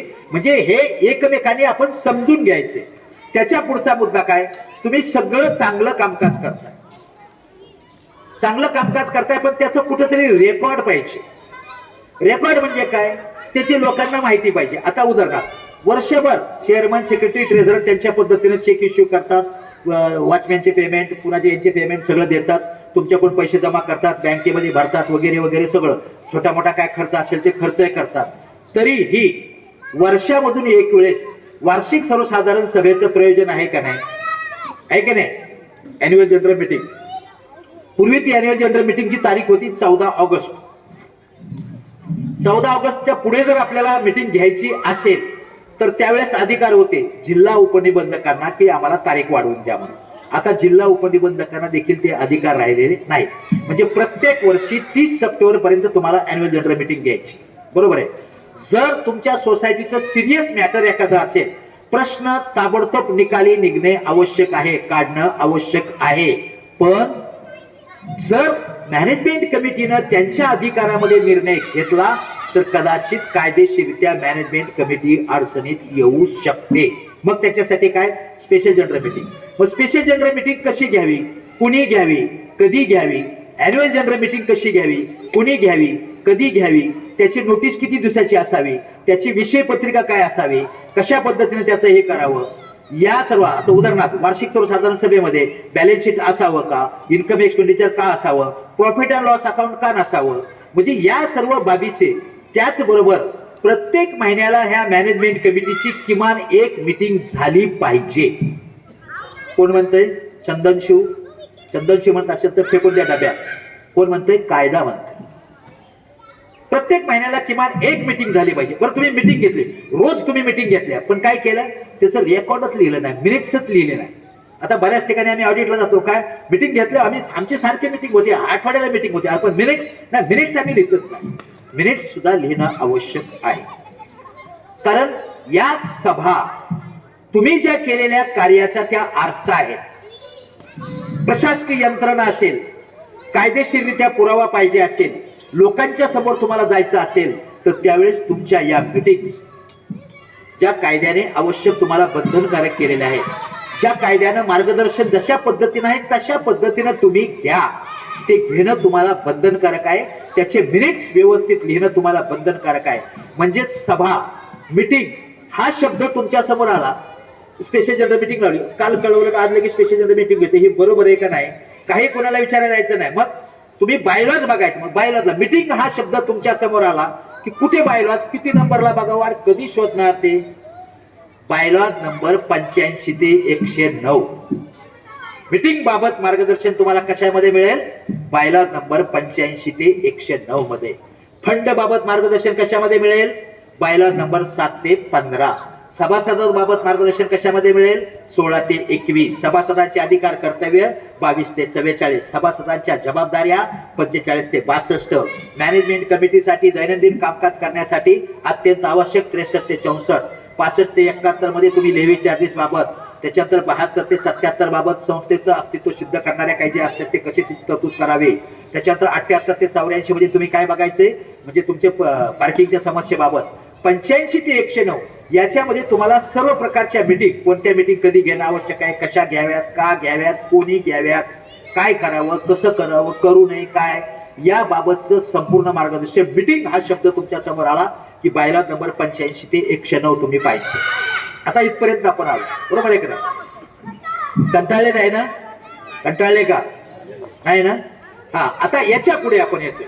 आता इथपर्यंत मीटिंग आल्या, बरोबर आहे का नाही? आता खऱ्या अर्थानं संस्थेचं व्यवस्थापन कसं करावं, मॅनेजमेंट, ऍडमिनिस्ट्रेशन, संस्था चालवावी कशी, कुणी चालवावी, बँकेचे अकाउंट कुणी ओपन करावेत, त्याच्यावर सहाय्य करण्याचे अधिकार कोणाला, का द्यायचे, तो पैसा जमा कोणी करायचा, कोणाकडे ठेवायचा, व्यवस्थापन समिती किती लोकांची असावी, व्यवस्थापन समिती म्हणजे मॅनेजमेंट कमिटी, संचालक मंडळ निवडून आल्यानंतर त्यांचा कार्यकाल किती वर्षाचा असावा, चेअरमननं राजीनामा दिला तर कुणाकडे द्यायचा, सेक्रेटरीने राजीनामा दिला तर कुणाकडे द्यायचा, मॅनेजमेंट कमिटी मधल्या खजिनदारांना राजीनामा दिला तर कोणाकडे द्यायचा, सगळ्यात लोकांना राजीनामा द्यावा वाटला तर कोणाकडे द्यायचा, काय करायचं, मॅनेजमेंट कमिटीमध्ये येण्यासाठी पात्र कोण, मॅनेजमेंट कमिटीमध्ये येण्यासाठी अपात्र कोण, या सर्व बाबतचं चेअरमनची कर्तव्य अधिकार जबाबदाऱ्या, सेक्रेटरीची अधिकार कर्तव्य जबाबदाऱ्या, खजिनदाराची अधिकार कर्तव्य जबाबदाऱ्या. मॅनेजमेंट कमिटीमध्ये काही वेळेस काय होतं, दोन पार्ट्या होतात. दोन पार्ट्यामध्ये काय होतं, काही वेळेस असं असतं की चेअरमन सेक्रेटरी ट्रेझरर एका बाजूला आणि दुसरे एका बाजूला. मग होतं त्यांच्यामध्ये काय, विधानसभेमध्ये जसे आमदार मारामाऱ्या करतात तसे हे पण मारामाऱ्याच करतात. आपण आमदार नाही, आपण खासदार नाही. मग ज्या ठिकाणी ज्या एरियामध्ये मी राहतो, ज्या घरामध्ये राहतो, या सोसायटीचे सर्व सभासद माझ्या कुटुंबातील सदस्य आहेत. हाऊसिंग या शब्दाचा अर्थ, हाऊसिंग या शब्दाला इंग्लिश स्पेलिंग कुठून मिळतं, एच, बरोबर आहे की नाही, एच पासून हाऊसिंग सुरू होतं ना. जिथे एच आहे तिथं काय पाहिजे, आणि इथं ह्या हाऊसिंग मध्ये राहतं कोण, ह्युमन, म्हणजे माणसं राहतात ना इथे, जनावर राहत नाहीत ना इथं. मग माणसाचं माणसासाठी जर एकमेकाला सहकार्य नसेल तर आम्ही माणूस असून काय उपयोग आहे का काय. मग त्याच्यासाठी काय पाहिजे, आम्हाला मानवता पाहिजे. तिथे हाऊसिंग सोसायटीमध्ये ह्युमॅनिटी आवश्यक आहे. ह्युमॅनिटी बरोबर काय आवश्यक आहे, ऑनेस्टी, ह्युमॅनिटी, ऑनेस्टी. मग तुमच्या हाऊसिंग सोसायटीमध्ये भांडणच होणार नाही ऑटोमॅटिकली. तर हे सर्व करत असताना आमच्यामध्ये जर दोन पक्ष असतील तर आम्ही जर मारामाऱ्या करत असतील, जर आम्ही जिम्मेदार असताना जर आम्ही लोकांच्या समोर मारामाऱ्या करत असतील, आम्ही लोकांना कसला आदर्श देणार. लोकांची भांडणं होणार नाहीत का, लोकांच्या मारामाऱ्या होणार नाहीत का. आमच्यामध्ये जर दोन गट असतील तर त्याचा परिणाम काय होतो, आमच्या सोसायटीमध्ये महिलांचा एखादा कार्यक्रम झाला, माणसामध्ये दोन पार्ट्या, बायकांच्या दोन पार्ट्या, त्यांच्या गटाचा कार्यक्रम आहे, त्यांच्या कार्यक्रमाला आम्ही जाणारच नाही, यांचा कार्यक्रम आहे त्याला आम्ही जाणारच नाही, त्याला मुद्दाम काहीतरी विरोध करायचा. हे असले प्रकार आपल्या सोसायटी चालू होतात, मुलामध्ये ते प्रकार चालू होतात. म्हणून आपली काहीतरी सामूहिक जबाबदारी आहे. फक्त चेअरमन सेक्रेटरी ट्रेझर यांची जबाबदारी नाहीये. मॅनेजमेंट कमिटीमध्ये काम करत असताना सर्वांची संयुक्तिक जबाबदारी आहे. फक्त चेअरमन सेक्रेटरी ट्रेझरला कसं अडचणीत आणता येईल आणि कसं त्याच्याकडून माहिती मागता येईल, त्याला प्रत्येक वेळेस कसा उलटा प्रश्न विचारता येईल आणि त्याला कसा घाम आणता येईल, त्याची कशी वाट लावता येईल, असा निगेटिव्ह विचार करून मॅनेजमेंट कमिटीमध्ये कामकाज करू नका. जर असं करत असाल तर तुम्ही तुमच्यासाठी स्वतः खड्डा खोदताय. हे तुमच्यामध्ये नसलं पाहिजे. मग त्याच्यासाठी कायद्यामध्ये काय तरतूद आहे, अरे कुठेतरी लोकांना थोडीशी भीती असली पाहिजे. मग काय, त्या मॅनेजमेंट कमिटीची सामूहिक जबाबदारी, संयुक्तिक जबाबदारी आहे. काही वेळेस काय होतं, मॅनेजमेंट कमिटी मधला माणूस जो मेंबर आहे ना, तो वार्षिक सर्वसाधारण सभेमध्ये उठून प्रश्न विचारतो. अरे वर्षभर 12 मीटिंगला तू त्या मीटिंगला हजर राहायला पाहिजे आणि तू वार्षिक सर्वसाधारण सभेला सर्वसामान्य सभासदांना प्रश्न विचारायला सोडून तू काय विचारतोस. या निर्णायक प्रक्रियेमध्ये तू तुझा सहभाग आहे. तुला जर विरोध नोंदवायचा असेल तर त्याच मीटिंग मध्ये नोंदवायचा आहे आणि तिथं नोंदवल्यानंतर सुद्धा त्या ठिकाणी जे बहुमतानं झालेलं असेल त्या बहुमताला तुला तिथं मंजुरी द्यावीच लागेल. तुझं मत त्या ठिकाणी नोंदवून घेतलं ना, हो, तर त्याने बहुमतानं ठराव पास केला नाही, मान्य, फिनिश. म्हणजे तुम्ही प्रत्येक गोष्ट व्यक्तिगत पातळीवर घेऊन चालायचं नाही. म्हणजे याच्या बाबतचं जे मार्गदर्शन आहे किंवा मॅनेजमेंट कमिटीचे सामूहिक जबाबदारी काय, बायलॉ नंबर 138, 139, 140 याच्यामध्ये कोणत्या कलमाखाली, कोणत्या कायद्याखाली, कोणत्या नियमाखाली, कोणत्या बायलाच्या आधारे मॅनेजमेंट कमिटीनं कसं कामकाज करावं याचं उत्तम मार्गदर्शन त्याच्यामध्ये दिलेलं आहे. त्याच्या बाहेर जायची आपल्याला गरज लागेल. मॅनेजमेंट कमिटी तुमची 13 लोकांची, मी सांगतोय म्हणून 13 लोकांची नाही तुमची. त्या बायलॉमध्ये टेबल दिलेला आहे की बाबा 1 ते 100 पर्यंत 11 लोकांची मॅनेजमेंट कमिटी असावी, 100 ते 200 पर्यंत 13ची, 200च्या पुढे 15ची, त्याच्या पुढे 17ची, त्याच्या पुढे 19ची. हे टेबल त्याच्यामध्ये दिलेले आहे. पात्र कोण असेल, अपात्र कोण असेल ते त्याच्यामध्ये दिलेलं आहे. म्हणजे याचं संपूर्ण माहिती आमच्या हाऊसिंग सोसायटीशी निगडित सर्व प्रश्नांचं उत्तर, कदाचित ते तुमच्यासाठी 100% समाधानकारक नसेल, पण कायदा काय म्हणतो याचं मार्गदर्शन, कायद्याची भाषा, आणि जी भाषा इंग्लिशची असेल, मला इंग्लिश समजत नसेल तर मराठीमध्ये वाचू शकतो, ते त्याच्यामध्ये आहे. हे तुम्ही वाचल्यानंतर तुमचा कदाचित एखाद्या रजिस्टर ऑफिसशी संबंध आला, रजिस्टर ऑफिस मधल्या एखाद्या व्यक्तीशी अधिकाऱ्याशी तुम्ही जर त्या ठिकाणी गेलात आणि त्यांना जर तुम्ही सांगितलं bylaw number so and so याच्यामध्ये हे लँग्वेज आहे, याच्या आधारे आपण असं असं करतोय, तो पण म्हणणार साहेब बसा खुर्ची बसा, तुम्हाला चहा सांगतो. तुमच्या बुद्धिमत्तेचं त्या ठिकाणी कौतुक होईल. आणि त्याचं तुमचं कौतुक होतंय का ते बाजूला सोडा, पण तुमच्या दैनंदिन जीवनामध्ये तुम्ही या ठिकाणी मालक आहात, याची तुमची सगळ्यांची सुरक्षा सेवा वगैरे हे सर्व व्यवस्थितरित्या घडते का नाही, तुमचा पैसा योग्य कारणासाठी वापरला जातोय का नाही याच्यावर तुमचं लक्ष नसेल तर काय उपयोग आहे. मग त्याच्यासाठी हा शिक्षण प्रशिक्षण आहे. आणि ही जी संकल्पना आहे, सुरुवातीला ज्यावेळेस सहकार कायदा आला त्यावेळेस त्याच्यामध्ये 5-6 कलम होती. सुरुवातीला शिक्षण प्रशिक्षणाची तरतूद त्याच्यामध्ये नव्हती, पण जागतिक पातळीवर जागतिक सहकार संघटन नावाची संघटना आहे आणि त्याच्यामध्ये हे लक्षात आलं असं की ज्यांच्यासाठी जगाच्या कल्याणासाठी सर्वांना जगण्याचा अधिकार आहे हे तत्व मान्य करून सहकार ही संकल्पना राबवली जाते. आणि त्या सहकारी संकल्पनेमध्ये सहकाराचे जे सभासद आहेत, जे मालक आहेत, त्यांना जर कायद्याचं नॉलेज नसेल तर आपल्या दृष्टीने ही गोष्ट चांगली नाही. मग त्याच्यासाठी त्यांना शिक्षण प्रशिक्षण द्या. त्याच्यासाठी जास्त नका, 10,000 रुपये त्यांच्याकडून महिन्याला काढा. शिक्षण प्रशिक्षण, समजा संचालकांना शिक्षण प्रशिक्षण पाहिजे, तुम्हाला एखाद्या मोठ्या हॉलमध्ये बोलवू ना आम्ही, दिवसभर तुम्हाला एसी मध्ये तिथं बसवू, तुम्हाला तिथे दिवसभर चहा पाणी मिळेल, जेवण मिळेल, पण किती लोकांना मिळेल? 8-10, तुमच्या 13 लोकांना मिळेल. पण तुम्हाला पण मिळालं पाहिजे ना, म्हणून तुम्हाला मग तुमच्या दारात इथं येऊन त्यांना जाऊन शिकवा. फक्त तुम्ही लोकांनी बसण्याची तयारी ठेवा. तिथं लोक येत आहेत आणि त्या ठिकाणी ती मिटिंग घेतली जाते, त्या ठिकाणी प्रशिक्षण घेतलं जातं. बरं, हे कायद्यानं काय केलंय? बंधनकारक केलंय. तुम्ही घेतलंच पाहिजे असा कायदा म्हणतोय. याच्या बदल्यात तुम्हाला त्याचं सर्टिफिकेट मिळतं. तुमच्याकडे जे प्रत्येक वर्षी ऑडिट होतं ना, ऑडिटच्या पार्ट सी मध्ये कदाचित तो रिमार्क असेल, society should arrange cooperative training for the members and all members, बरोबर, असं काहीतरी रिमार्क असेल. तो रिमार्क तुमचा निघून जाईल आणि तुम्हाला लोकांना त्याच्यामधून बरंचसं काही घेण्यासारखं आहे. तर त्याच्यासाठी तुम्हाला तुमच्या संस्थेचं व्यवस्थापन, तुमच्या संस्थेचं मॅनेजमेंट, हा ज्यावेळेस कसा ऍडमिनिस्ट्रेशन, निवडणुकीला आलेल्या कमिटीचा कार्यकाल किती असेल, कसं कामकाज करावं, त्यांनी काय काज करू नये, या सर्व बाबत मॅनेजमेंट, ऍडमिनिस्ट्रेशन याच्या बाबतचा ज्यावेळेस तुमचा प्रश्न असेल आणि त्याच्यावर जर तुम्हाला खरोखर जाणून घ्यायचं असेल, तुम्हाला मार्गदर्शन करायचं असेल, तुमचा प्रश्न तुम्हाला स्वतःला सोडवण्यासाठी तुमच्यामध्ये एक योग्यता निर्माण करायची असेल तर त्याच्यासाठी तुम्ही बायलॉ वाचायचा आहे. आणि या प्रश्नाशी निगडीत तुम्हाला बायलॉ नंबर 110 ते 140 लक्षात आलं. पुन्हा रिपीट करतोय. बोर झाले का? बोर झाले नाही ना? नाही तर तुम्ही म्हणाल कुठून हे बाबा आला काय आमची आज दिवस वाया घालवला, असं काही नाही ना? हा, तसं म्हणू नका. म्हणजेच तुम्हाला व्यवस्थापन, मॅनेजमेंट हे करण्यासाठी तुम्हाला बायलॉ नंबर 110 ते 140 पुन्हा शॉर्ट मध्ये रिपीट करतोय.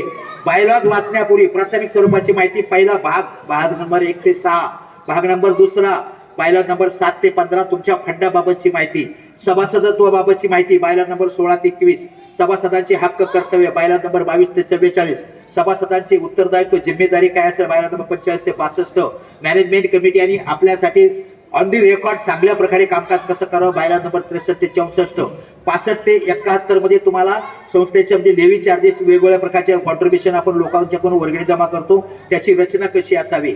72 ते 77 मध्ये संस्थेचं अस्तित्व सिद्ध करणाऱ्या काही गोष्टी आहेत, त्याची कशी तयारी करावी. 78 ते 84 मध्ये तुम्हाला पार्किंग बाबत, 85 ते 109 बाबत तुम्हाला संपूर्ण प्रकारच्या meeting, monthly meeting, special general meeting, वार्षिक सर्वसाधारण सभा या सगळ्या गोष्टीबाबत बायलॉ नंबर 85 ते 109, 110 ते 140 मध्ये तुम्हाला काय करायचंय, तुमच्या संस्थेचं खऱ्या अर्थानं मॅनेजमेंट कशा पद्धतीने करता येईल, कमिटीमध्ये आपापसामध्ये मतभेद असतील तर कशा पद्धतीने मिटवता येतील, सामूहिक जबाबदारी आपली सर्वांची आहे कसं त्यांना पटवून सांगता येतील, आपापसामध्ये मतभेदाचं प्रदर्शन का करू नये, आपल्या अधिकाराचं उल्लंघन करू नये, कायद्याच्या चौकटीमध्ये कसं राहावं, याच्या बाबत तुम्हाला बायलॉ नंबर 110 ते 140 हे तुम्हाला संपूर्ण मार्गदर्शन करते. त्याच्या पुढे तुम्हाला काय करायचंय हे सर्व केलं हो. पण ऑडिटर आल्यानंतर काय विचारतो तुम्हाला, तुमचे रजिस्टर आला, फार चांगलं कामकाज केलं तुम्ही, दररोज तुमचं कोड कौतुक होतोय, पण ऑडिटर बाहेरून आलेला असतो, तर ऑडिटर आल्यानंतर तुमचे रजिस्टर आला काय, रजिस्टरच लिहिलेलं नाही का, आता आम्हाला काही ते माहितीच नव्हतं. मग कोणाला विचारायचं, कोणातरी एखादा सल्लागार तज्ञ त्याच्याकडे विचारायचं, मग तो काहीतरी त्याचे चार्जेस घेणार, तिथपर्यंत लांब जायची तुम्हाला गरज नाही. ऑडिटरच्या समोर खाली मान घालून बोलण्याची गरज नाही, छाती ठोकपणे बोलता आलं पाहिजे. तुम्हाला काय हे काय ते बायलॉ नंबर 141 आणि बायलॉ नंबर 142 हे दोनच बायलॉ बघायचे. कोणत्या फाईल ठेवायच्या आणि कोणते रजिस्टर ठेवायचे त्याची यादी दिलेली त्या 141-42 मध्ये. कोणालाही काही विचारायची गरज नाही, कायद्याच्या बाहेर कुणी जाऊ शकत नाही. बायलॉ नंबर 141-42 मध्ये जे रजिस्टर सांगितले असं जायचं हाऊसिंग फेडरेशनच्या ऑफिसमध्ये, तिथं जायचं, हे 141 यादी ना, एवढे रजिस्टर द्या. 142 ला किती फाईल लागतात? 30-35 फाईल लागतात. त्याला 40 फाईल आणून ठेवा आणि ते वेगवेगळ्या प्रकारच्या फाईलला तसं तसं त्याला वर स्टिकर लावा, त्याच्यावर ते नाव लिहा आणि त्या विषयाशी पत्रव्यवहार त्या फाईलमध्ये ठेवा. हे करणं आवश्यक आहे. मग कोणते रजिस्टर? त्या रजिस्टरचं पूर्ण लिस्ट दिली ना 141-42 मध्ये. काय बाहेर जायची गरज आहे का? संपूर्ण तुमच्यापाशीच आहे ना. आणि त्याच्याच आधारे तुम्ही ते रजिस्टर केले, कंप्लीट केले आणि त्या ठिकाणी जिथे जिथे तुमच्या आवश्यक आहे त्या ठिकाणी तुमच्या सिग्नेचर, ग्राउंड सील वगैरे झालं. ऑडिटर पण म्हटलं पाहिजे बाहेर जाताना, तर त्याच्याकडे 5-25 सोसायट्या जर असतील ऑडिट करायला, त्यांना म्हटलं पाहिजे अरे सोसायटीत जाऊन रेकॉर्ड बघवायचं कुठलं अभिलाषा पाहिजे, फार चांगलं काम. त्याला पण तुमच्याकडून शिकायला मिळालं पाहिजे. हे करण्यासाठी काय काय करायचं? फक्त बायलॉज बघायचं, कोणते रजिस्टर ठेवायचं, काय नाही बाकीचं बायलॉज नका ना वाचू. अरे 141-42 बघा फक्त, बरोबर आहे का नाही? म्हणजे त्याच्याच आधारे तुम्ही तुमच्या रेकॉर्डच्या आधारे तुम्ही त्याच्या पुढे जाऊ शकता.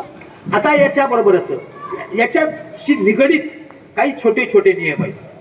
आता हा जो भाग आहे तो 141-42 ला जास्त महत्व देतो आणि पण याच्यामध्ये 141 ते 147 असा एक भाग केलेला आहे. त्याच्यामध्ये काय 1500 रुपयापेक्षा जास्त कॅश पेमेंट देऊ नये कायदा म्हणतो. आता प्रॅक्टिकली हे शक्य होत नाही. मध्ये कोरोना पिरियड मध्ये अशी पोझिशन होती बुवा की वॉचमॅनचे लिफ्टमॅनचे पगार कॅश न दिले जायचे, कारण त्या गोरगरिबांचे बँकेत खातं नाही, कुठे बँकच चालू नाहीत, उघडी नाहीत, तर तिथं काय करणार तुम्ही? पण कायदा काय म्हणतो? तुम्हाला कायदा 1500 रुपयापेक्षा पुढचं पेमेंट कॅश देऊ नका. कॅश इन हँड काय 5000 रुपयापेक्षा जास्त कॅश इन हँड जवळ घेऊ नका. अचानक तुमच्याकडे समजा शुक्रवारी आली, शनिवारीवर सुट्टी बँकेला, तरी निदान कमीत कमी सोमवारी तरी तुम्ही ते कॅश खात्यामध्ये जमा करा. म्हणजे असे काय नियम आहेत. आर्थिक वर्ष काय असावं? 1 एप्रिल ते 31 मार्च हे आर्थिक वर्ष असावं. म्हणजे असे काय नियम आहेत ते देखील त्याच्याशी तुम्हाला 141-147 मध्ये हे छोटे छोटे नियम तुम्हाला त्या ठिकाणी वाचायला मिळतील. आता त्याच्यानंतर पुढे आलं 148 ते 150 याच्यामध्ये काय? तर 148 ते 150 मध्ये काय? अप्रोप्रिएशन ऑफ प्रॉफिट आणि राईट ऑफ ड्यूज.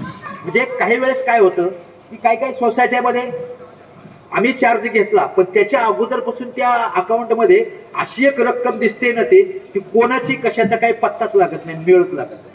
तो पूर्वीचा अकाउंटंटही सांगत नाही, ऑडिटरही सांगत नाही. आमच्याकडे 4 उत्तर आला, तर आम्ही करायचं काय? म्हणजे काय करायचं मग त्याला? काय तर राईट ऑफ ड्यूज करण्यासाठी म्हणजे जर अशा रकमा निर्लेखित करायच्या जर असतील तुम्हाला, तर त्याच्यासाठी काय तरतूद आहे? कारण खर्चाला जशी आपल्याकडे तरतूद आहे की तुमच्या सोसायटीच्या सभासद संख्येच्या प्रमाणामध्ये 1 लाखापेक्षा जास्त आपण खर्च करू शकत नाही, तशा या निर्लेखित रकमा करण्यासाठी देखील तुम्हाला वार्षिक सर्वसाधारण सभेची आणि किंवा विशेष सर्वसाधारण सभेची पूर्व मंजुरी देणं आवश्यक आहे. त्याचबरोबर अप्रोप्रिएशन ऑफ प्रॉफिट. आता आपल्या संस्थेचं अकाउंटिंग तयार करत असताना आपल्याकडे प्रॉफिट अँड लॉस तयार केला जात नाही, नफा तोटा पत्रक तयार होत नाही. कारण का? आपली संस्था नफा कमवणारी नाही, आपली संस्था सेवा देणारी आहे. मग सेवा देणाऱ्या संस्थेमध्ये काय? उत्पन्न खर्च आय व्यय पत्रक, इन्कम एक्सपेंडिचर अकाउंट तयार केलं जातं.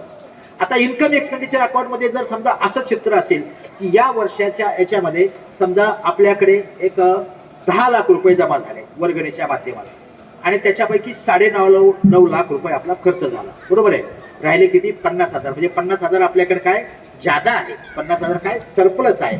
मग हे सरप्लस जसं आपण पूर्वी नोकरी करत, आता त्या नोकऱ्या पण तशा राहिल्या नाहीत. पूर्वी आपण नोकरी करत असताना प्रॉव्हिडंट फंड जे आपलं हे करून घेतला का, ज्याचा प्रॉव्हिडंट फंडाला मराठीमध्ये काय म्हणतात? भविष्य निर्वाह निधी. तसं सोसायटीचं देखील जसं जसं सोसायटीचं आयुष्य वाढेल तशी तशी बिल्डिंग काय होणार आहे? कमजोर होणार आहे, बरोबर आहे की नाही? डागडुजीचा खर्च वाढणार आहे, दुरुस्ती देखभालीचा खर्च वाढणार आहे. ऐन वेळेला तो पैसा अचानक कुठून आणणार? म्हणून त्याच्यासाठी काही वेगवेगळ्या फंडांची निर्मिती केली आणि ते फंड तुम्ही थेंबे थेंबे तळे साचे अशा पद्धतीने ते थेंबे तुम्ही ते फंड जमा करत राहा आणि तो जमा करत राहा, बरोबर आहे की नाही? मग अप्रोप्रिएशन ऑफ प्रॉफिट म्हणजे याच्यामध्ये काय, समजा या वर्षामध्ये जर 50,000 रुपये तुमच्याकडे ते सरप्लस खर्च उत्पन्न खर्च खात्याच्या आधारावर दिसत असतील तर कायदा काय म्हणतो, भविष्याची तरतूद करा. काय करतो, 25% should be transfer to the reserve, म्हणजे त्याच्यापैकी 25% रक्कम रिझर्व्ह फंडाला ट्रान्सफर केली गेली पाहिजे. हे बऱ्याच वेळेला म्हणजे अकाउंटंट आपले सांगत नाहीत किंवा ऑडिटर पण सांगत नाहीत, कारण ऑडिटरला काय असतं त्यावेळेस ठराविक कालावधीमध्ये त्यांना ते ऑडिट करायचे असतात, त्यांच्याकडे पण लोड असतो. एक वेळ तुमच्याकडून बॅलन्स शीट त्यांच्याकडे सह्या होऊन गेल्यानंतर चेंज करायच्या भानगडीत पडत नाहीत ते, कारण तुम्हाला चेंज करायला सांगितलं की पुन्हा 8-10 दिवस जाणार, त्याच्यामुळे ते पण अडचणीत येतील, तुम्ही पण अडचणीत याल. ते आहे त्याच्यावर सह्या करून टाकतात, पण हे तुम्हाला माहिती असणं आवश्यक आहे, मॅनेजमेंट कमिटीला माहिती असावं. प्रत्येक वर्षी तशा प्रकारची थोडी थोडी तरतूद त्याच्यामध्ये रिझर्व्ह फंडामध्ये आपण केली तर ऑटोमॅटिकली काय होईल, तुमचा रिझर्व्ह फंड त्यावेळेस वाढत जाईल, वेगवेगळ्या प्रकारची फंडाची रक्कम तुम्हाला वाढत जाईल आणि अडचणीच्या वेळी तुम्हाला कुठून तरी पैसा कुठून दुसरीकडून कुठून घ्यायचा अशी अडचण तुमच्या समोर निर्माण होणार नाही. त्याच्याबाबतचं मार्गदर्शन तुम्हाला बायलॉ नंबर 148 ते 150 मध्ये आहे. त्याच्यानंतर आपल्याला आपण जे समजा हे सर्व आर्थिक वर्ष काय हे ते वगैरे सगळं आपण केलंय, कामकाज चांगलं केलं वगैरे वगैरे सगळं ठीक झालं, बरोबर आहे ना. पण याचं अशा प्रशासकीय यंत्रणेने तरतुदी केल्या की त्याची कुठेतरी तपासणी झाली पाहिजे, त्याचा काय झालं पाहिजे, ऑडिट झालं पाहिजे. ऑडिट कोण करू शकतो, की बाबा आपली संस्था सहकार क्षेत्रामध्ये असल्यामुळे सहकार क्षेत्रामधली GDCA&A पास असणारी व्यक्ती आणि जी महाराष्ट्र शासनाच्या सहकार विभागाचं ऑडिटरचं पॅनल आहे, त्या पॅनलमध्ये ज्यांचं नाव आहे अशा व्यक्तीची निवड जर तुम्ही त्या तुमच्या वार्षिक सर्वसाधारण सभेमध्ये त्यांच्या निवडीचा ठराव केलेला असेल आणि तशा पद्धतीनं त्या ऑफिसला पण कळवलेलं असेल, संबंधित व्यक्तीला नियुक्तीचं पत्र दिलेलं असेल, त्यांच्याकडून कन्सेंट लेटर घेतलेलं असेल तर तुम्ही त्यांच्याकडून ते ऑडिट करू शकता. एखादी व्यक्ती GDCA&A पास झाली पण त्यांचं नाव जर त्या ऑडिटर पॅनलमध्ये नसेल तर त्यांच्याकडून तुम्ही ऑडिट करू शकत नाही. त्याच्यापेक्षा अजून काही लोकांचा भ्रम असा आहे की ते चार्टर अकाउंटंट झाले मग त्यांच्याकडून करायला काय हरकत आहे. चार्टर अकाउंटंट जरी झालेले पास झालेले असतील पण त्यांचं नाव जर ऑडिटरच्या पॅनलमध्ये मान्य नसेल झालेलं, त्यांचा समावेश झालेलं नसेल तर त्यांच्याकडून ऑडिट करणं हे देखील कायदेशीर ग्राह्य धरलं जात नाही. म्हणजेच ऑडिटर पॅनलच्या याच्यामधून तुम्ही त्यांना हे केलं पाहिजे. मग हे ऑडिट करण्यासाठी त्याच्यासाठी काय तयारी लागते की बाबा इन्कम एक्सपेंडिचर बॅलन्स शीट त्याच्या 3-3, 4-4 कॉपी असाव्यात, त्याच्यासोबत शेड्यूल असावेत, फंडाची माहिती त्याच्यासोबत असावी, थकबाकीदाराची यादी त्याच्यासोबत असावी, कोणाच्याकडून ऍडव्हान्स रक्कम काय आली असेल त्याची माहिती त्याच्यासोबत असावी, बरोबर आहे की नाही. त्याच्यासोबत आमचं आय रजिस्टर म्हणजे जसा 141 आणि 142 मध्ये ज्या यादी दिलेल्या आहेत रजिस्टरच्या, ते रजिस्टर आमचे कंप्लीट असावेत. आमची गेल्या वर्षाची म्हणजे या आर्थिक वर्षामध्ये मागच्या वर्षाची पण या आर्थिक वर्षामध्ये झालेली वार्षिक सर्वसाधारण सभेची तारीख, त्या सभेला किती लोक हजर होते, त्याचे मिनिट्स आम्ही तयार केलेले आहेत का, या वर्षामध्ये आमच्याकडे विशेष सर्वसाधारण सभा झालेली आहे का, झाली असेल तर कोणत्या विषयासाठी, त्याचे मिनिट्स तयार केलेले नसतील तर कंप्लीट करून घ्यावेत.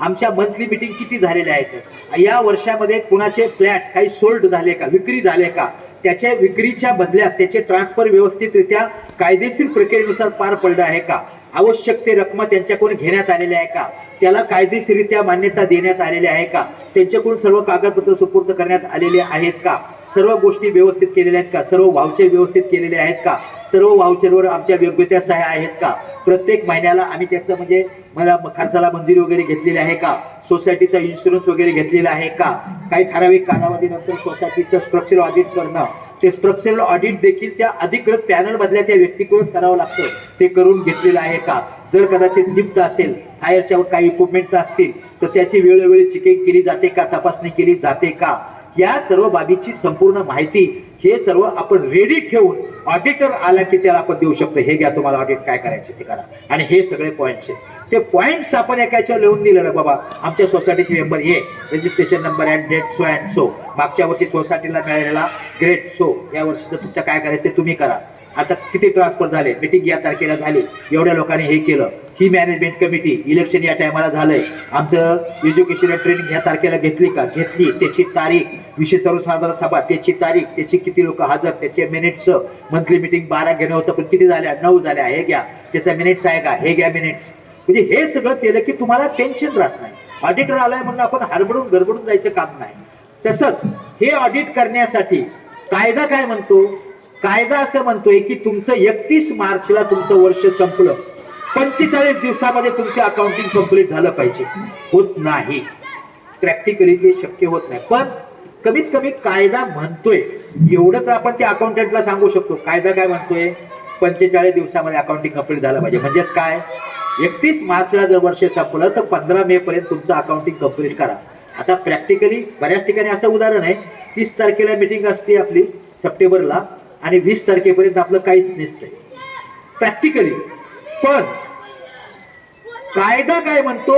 एवढं निदान त्या व्यक्तीला सांगत राहिलं ना की ती व्यक्ती पण घाबरते. अरे बाबा, हे कायद्यातले तज्ञ बरं का, यांना माहिती, जरा यांच्यापासून सांभाळून राहतो. मग तो काय करतो? तो अकाउंटंट पण त्याच्याकडे 10 सोसायटी असतील तर 9 जरा बाजूला ठेवील आणि हे सारखे मला कायद्याची भीती दाखवतात, हे जरा तज्ञ लोक आहेत, जरा यांचं देऊन टाकू पहिलं, तेवढं तरी करेल ना, म्हणजे काम तर होईल ना तुमचं. त्याच्यानंतर तुमचे ऑडिट किती तारखेला झाले पाहिजेत, की जास्तीत जास्त 31 जुलैपर्यंत तुमचे ऑडिट झाले पाहिजे. होत नाहीत का? अकाउंटिंग झाले नसतं तर काय करणार ऑडिटर तरी? मग बऱ्याच ठिकाणी ऑडिटर काय करतात? भले ऑडिट रिपोर्ट देतात ऑक्टोबरमध्ये, सप्टेंबर मध्ये, बरोबर आहे की नाही, पण त्या ऑडिट रिपोर्टवर तारीख का टाकलेली आहे 31 जुलै? त्याचं कारण हे आहे, कायद्यामध्ये तशी तरतूद म्हणून त्यांना इथे नाही, तुम्हालाही सांभाळू लागतो. तुम्हाला नाही सांभाळलं तर मग आमचा कुणीतरी रजिस्टर ऑफिस मधला लगेच तुमच्या पाठीमागं एखादं पत्र पाठवून तुम्हाला विचारू शकतो. म्हणजे तुम्हालाही सांभाळायचे, त्यांना यांनाही सांभाळायचे, त्यालाही स्वतःला सांभाळायचे. म्हणजे पण कायद्यामध्ये काय तरतुदीत ऑडिटच्या वगैरे याच्या बाबतची पूर्ण माहिती त्याच्यामध्ये 153 ते 151 ते 153 मध्ये तुम्हाला मिळणार आहे. त्याच्यानंतर बायलॉ नंबर 154, बायलॉ नंबर 154 मध्ये आणि 61 मध्ये काय की ज्या घरात आपण राहतो, जी बिल्डिंग आहे आपली, त्याची सुरक्षा महत्वाची, त्याची देखभाल, त्याची डागडुजी हे महत्वाचे. मग कोणतं कामकाज सामूहिकरित्या करण्यासारखं आहे, सोसायटीने केलं पाहिजे. व्यक्तिगत पातळीवर कोणते कामकाज कुणी करावे, सोसायटीने त्याच्या बाबतची जिम्मेदारी काय घ्यावी, बरोबर आहे की नाही. म्हणजेच त्याच्याबरोबरच दुसरा महत्वाचा मुद्दा म्हणजे ज्या जागेवर आमची बिल्डिंग बांधलेली आहे ती जागा आमच्या नावची झाली आहे का नाही. कन्व्हेन्स डीम कन्व्हेन्स ज्याला आपण म्हणतो ना, आणि आता ते झालंय का नाही. आता हा अत्यंत दुर्दैवाचा भाग आहे. तसा जर विचार करायला गेला की आजही आपण ग्रामीण भागामध्ये जर आपण एखाद्या एकर शेती आपण जमीन खरेदी केली तर काय होतं, लगेच खरेदी केली की लगेच महिन्या 2 महिन्यामध्ये लगेच 7-12 तुमचं नाव ठरतं की नाही. पण इथं दुर्दैव हे की आपण लाखो रुपये खर्च करून आपण घर खरेदी करतोय.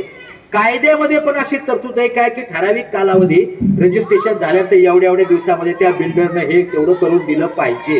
पण दुर्दैवानं हे होत नाही. हे सगळं आपल्याचं दुर्दैव आहे. त्याला कारण तुमच्या आमच्याकडून तो आवाज उठवला जातो. पण ते करून घेण्यासाठी मॅनेजमेंट कमिटी त्याच्यासाठी काय प्रयत्न करते. कारण जनरली 169 लोकांच्या पैकी तुमच्या 13 लोकांच्याकडेच बाकीची लोक बोट दाखवत असतात, बरोबर आहे की नाही. एवढी बोट तुमच्याकडे, तुमची 13 काय त्यांच्या समोर पुढे पडणार आहेत.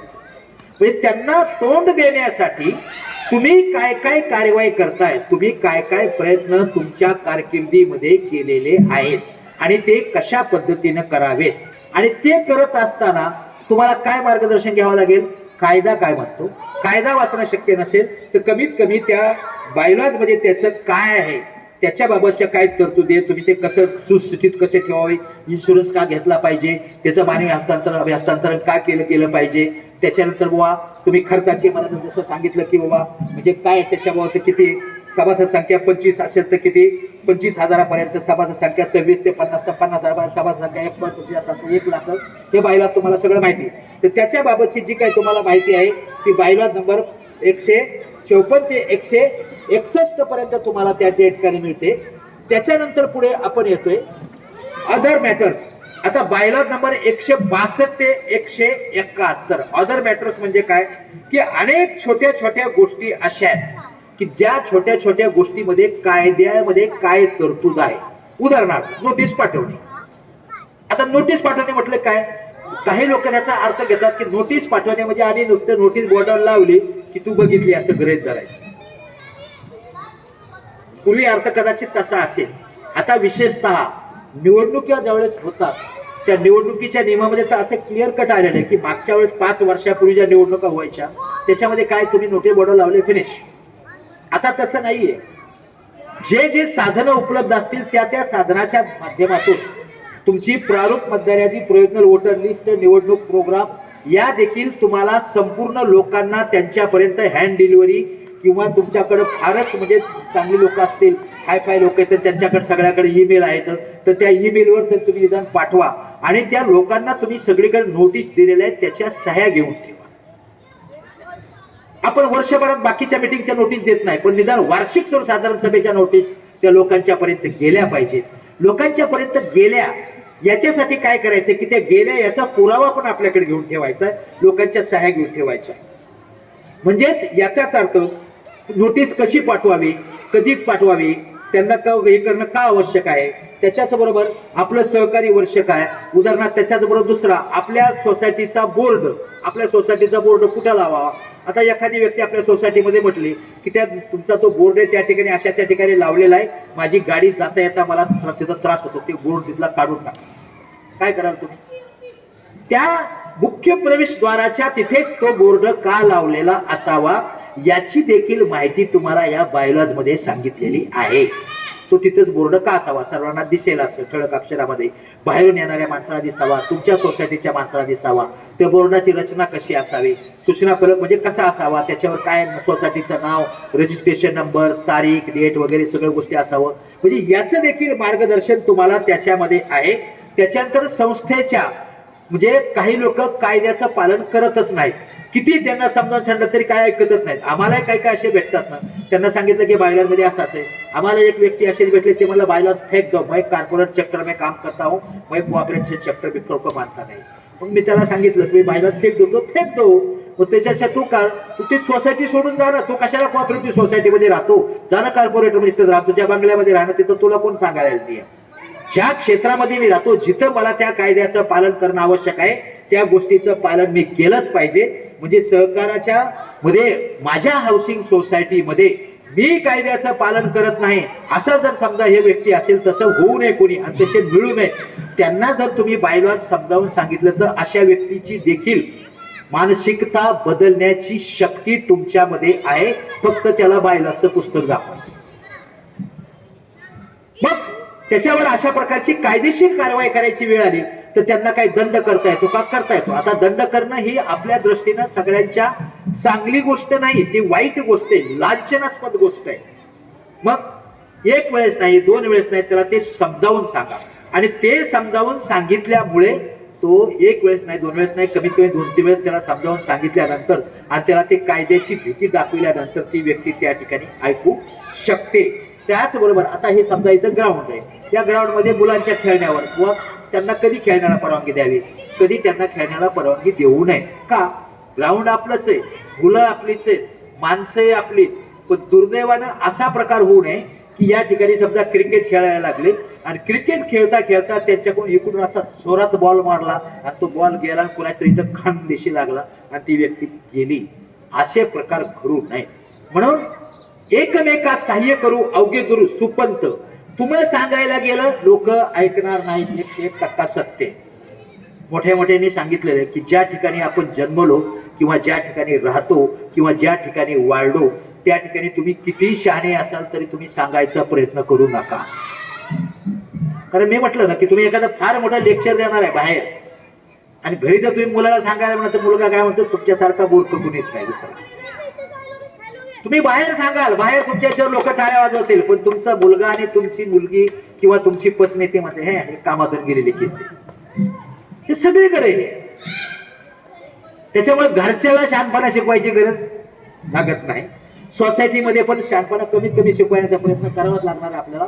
पण माझ्यावर जिम्मेदारी चेअरमनची आली, सेक्रेटरीची आली, मला कामकाज करणं आवश्यक आहे. मग काय दादा बाबा आप्पा म्हणून काहीतरी त्याला पाठीवर हात फिरवून त्याला काय बायलॉज दाखवणे, त्याला समजावून सांगणे. नाहीतर तोच एका दिवशी म्हणायचा तुझे घरचे ऐकतात का ते बघ, आम्हाला नको तू शिकू. त्याला सांगायचं माझे घरचे ऐकत नाहीत हे 100% मला माहिती आहे, म्हणून मी घरच्याला सांगण्याच्या भानगडीत पडत नाही. पण तू माझा जवळचा आहेस आणि मी तुझा प्रतिनिधी आहे, तुझ्या हिताचं मी सांगतोय आणि हा कायदा सांगतोय म्हणून मी तुमच्या पाया पडतो एवढा आहे. आणि मला वाटतंय की पाया पडल्यानंतर कसलाही माणूस आपला तो ऐकणारच नाही, म्हणणारच. अशा पद्धतीने तुम्ही सहकार क्षेत्रामध्ये कामकाज करण्यासाठी तुम्हाला हा बायलॉज त्या ठिकाणी मदत करेल. म्हणजे मुलांच्या याच्यावर खेळावर बंधनं का आणायची, टेरेसच्या वापरावर परवानगी कोणी द्यावी, कधी द्यावी, का उगाच टेरेसवर काहीतरी करायचं कोणी रोज उठला त्याला दिले ना मग मलाच का नाही. त्याच्यासाठी तुम्ही एक काहीतरी तुमचं धोरण ठरवा. कसं धोरण ठरवावं, त्याच्यासाठी कशी त्याची अंमलबजावणी करावी, त्याच्यामध्ये कोणावर पक्षपात होणार नाही आणि कोणावर अन्याय होणार नाही, कोणाला झुकतमाप देता येणार नाही, कोणावर अन्याय होणार नाही. या सर्व गोष्टीची तुम्हाला कशा पद्धतीने काळजी घेता येईल त्याच्यासाठी. त्याचबरोबर काही लोक आता माहितीच्या अधिकाराचा काही लोक असा गैरवापर करतात ना, ते लोक काय म्हणतात, मला बाकीचं काय नाही झालं तरी चालेल, माझी वाट लागली तरी चालेल, पण त्याला मी कधी नीट शांततेने झोपू देणार नाही, रोज उठून एक पत्र देणार, मला हे पाहिजे. मला काय करतो, मला पाठीमागच्या 10 वर्षाच्या ऑडिट रिपोर्टच्या कॉपी पाहिजे. काय प्रत्येक वर्षी तो ऑडिट रिपोर्ट त्या वार्षिक सर्वसाधारण सभेमध्ये सादर केलेला आहे, सर्वांनी त्याला मंजुरी दिली, पण तो काय म्हणतो, मी माहितीचा अधिकारचा कार्यकर्ता. अरे पण माहितीचा अधिकाराचा कार्यकर्ता आहे तर तू लोकांच्या कल्याणासाठी त्याचा उपयोग करणं, लोकांची वाट लावण्यासाठी कसा उपयोग करतोस. पण ती विकृत मनोवृत्तीची काही मंडळी असतात, त्यांना किती सांगितलं तरी ऐकत नाही. मग अशा लोकांच्यासाठी काय उपाय काय आहे ना, त्याच्या कायद्यामध्ये तरतूद आहे. सारखाच मागतोय तो, सारखाच मागतोय हो, मग त्याच्यासाठी कायद्यामध्ये अशी तरतूद केली की रोज उठून तो जर कितीही कागदपत्र मागतोय आणि आपण सोसायटीनं त्याचे झेरॉक्स काढायचे, टायपिंग करून त्याला पत्र द्यायचे, म्हणजे सोसायटीनं लोकांचा पैसा का खर्च करायचा. मग त्याच्यावर उपाय काय, कायद्यामध्ये जी तरतूद दिलेली आहे याची कुठली माहिती, संस्थेचं उपविधीचं हे पाहिजे. मग काय, प्रत्येक पानास तुला काय 5 रुपये तुम्हाला हे द्यावे लागतील, पैसे घ्या त्याच्याकडून, ते पैसे घ्या त्याच्याकडून, ते भरून घ्या, त्याची पावती त्याला द्या आणि त्याला कागदपत्र द्या. म्हणजे जे काय आहे ते कायद्याप्रमाणे. प्रत्येक गोष्टीला वादविवाद कमी करण्यासाठी कशा प्रकारे त्या ठिकाणी तुम्हाला हे करता येईल त्याचं मार्गदर्शन तुम्हाला त्या ठिकाणी दिलेलं आहे. म्हणजेच 162 ते 171 मध्ये काय अदर मॅटर्स, म्हणजे याच्याशी निगडीत याच्या छोट्या मोठ्या बाबी आहेत, त्याचं मार्गदर्शन तुम्हाला 162 ते 71 मध्ये तुम्हाला मिळेल. आता 172 मध्ये आणि 172 ते 74 याच्यामध्ये काय ते बघा. 172 ते 74 मध्ये काय, तक्रारीचं निवारण कसं करायचं. आता तक्रार महानगरपालिका, आपल्या टिटवाळ्याला हे ना नगरपालिका, महानगर काय आहे ना महानगर. आता तिकडूनच समजा जर पाणी येत नाही आणि आपल्या सोसायटीचे सभासद चेअरमन सेक्रेटरीला जर शिव्या द्यायला लागले तर चेअरमन सेक्रेटरी काय करणार आहे, लक्षात आलं पाहिजे. विजेचा प्रश्न वरूनच लाईट नाही तर तो ते बिचारा काय करणार आहे. मग अशा अडचणीच्या वेळेस त्यांना तो बायलॉज वाकायचा. त्या बायलॉज मध्ये काय म्हटलंय की ज्या विषयाशी निगडीत तुमची तक्रार असेल त्या विषयाशी निगडीत त्याच विभागाशी तुम्ही संपर्क साधा. एमएससीबीची तक्रार तिकडे गेली पाहिजे, महापालिकेची तक्रार महापालिकेत गेली पाहिजे, पोलीस स्टेशनची ती तक्रार आहे. आता आपल्या सोसायटीमध्ये आपापसात मारामाऱ्या झाल्या, आपापसात मारामाऱ्या झाली तर त्याची तक्रार मॅनेजमेंट कमिटीकडून, मॅनेजमेंट कमिटी उद्या कोणाची बाजू घेईल, त्याच्यामधला कुणीतरी उठून ह्यांनाच मारत बसायचा. डेप्युटी रजिस्टरकडे तक्रार करून त्याचा काय उपयोग आहे. डेप्युटी रजिस्टर मध्ये ही आमची अधिकार कक्षेतली बाब नाही. मारामारीची तक्रार महापालिकेत करून काय उपयोग आहे, आमच्या अधिकार कक्षेतली बाब नाही.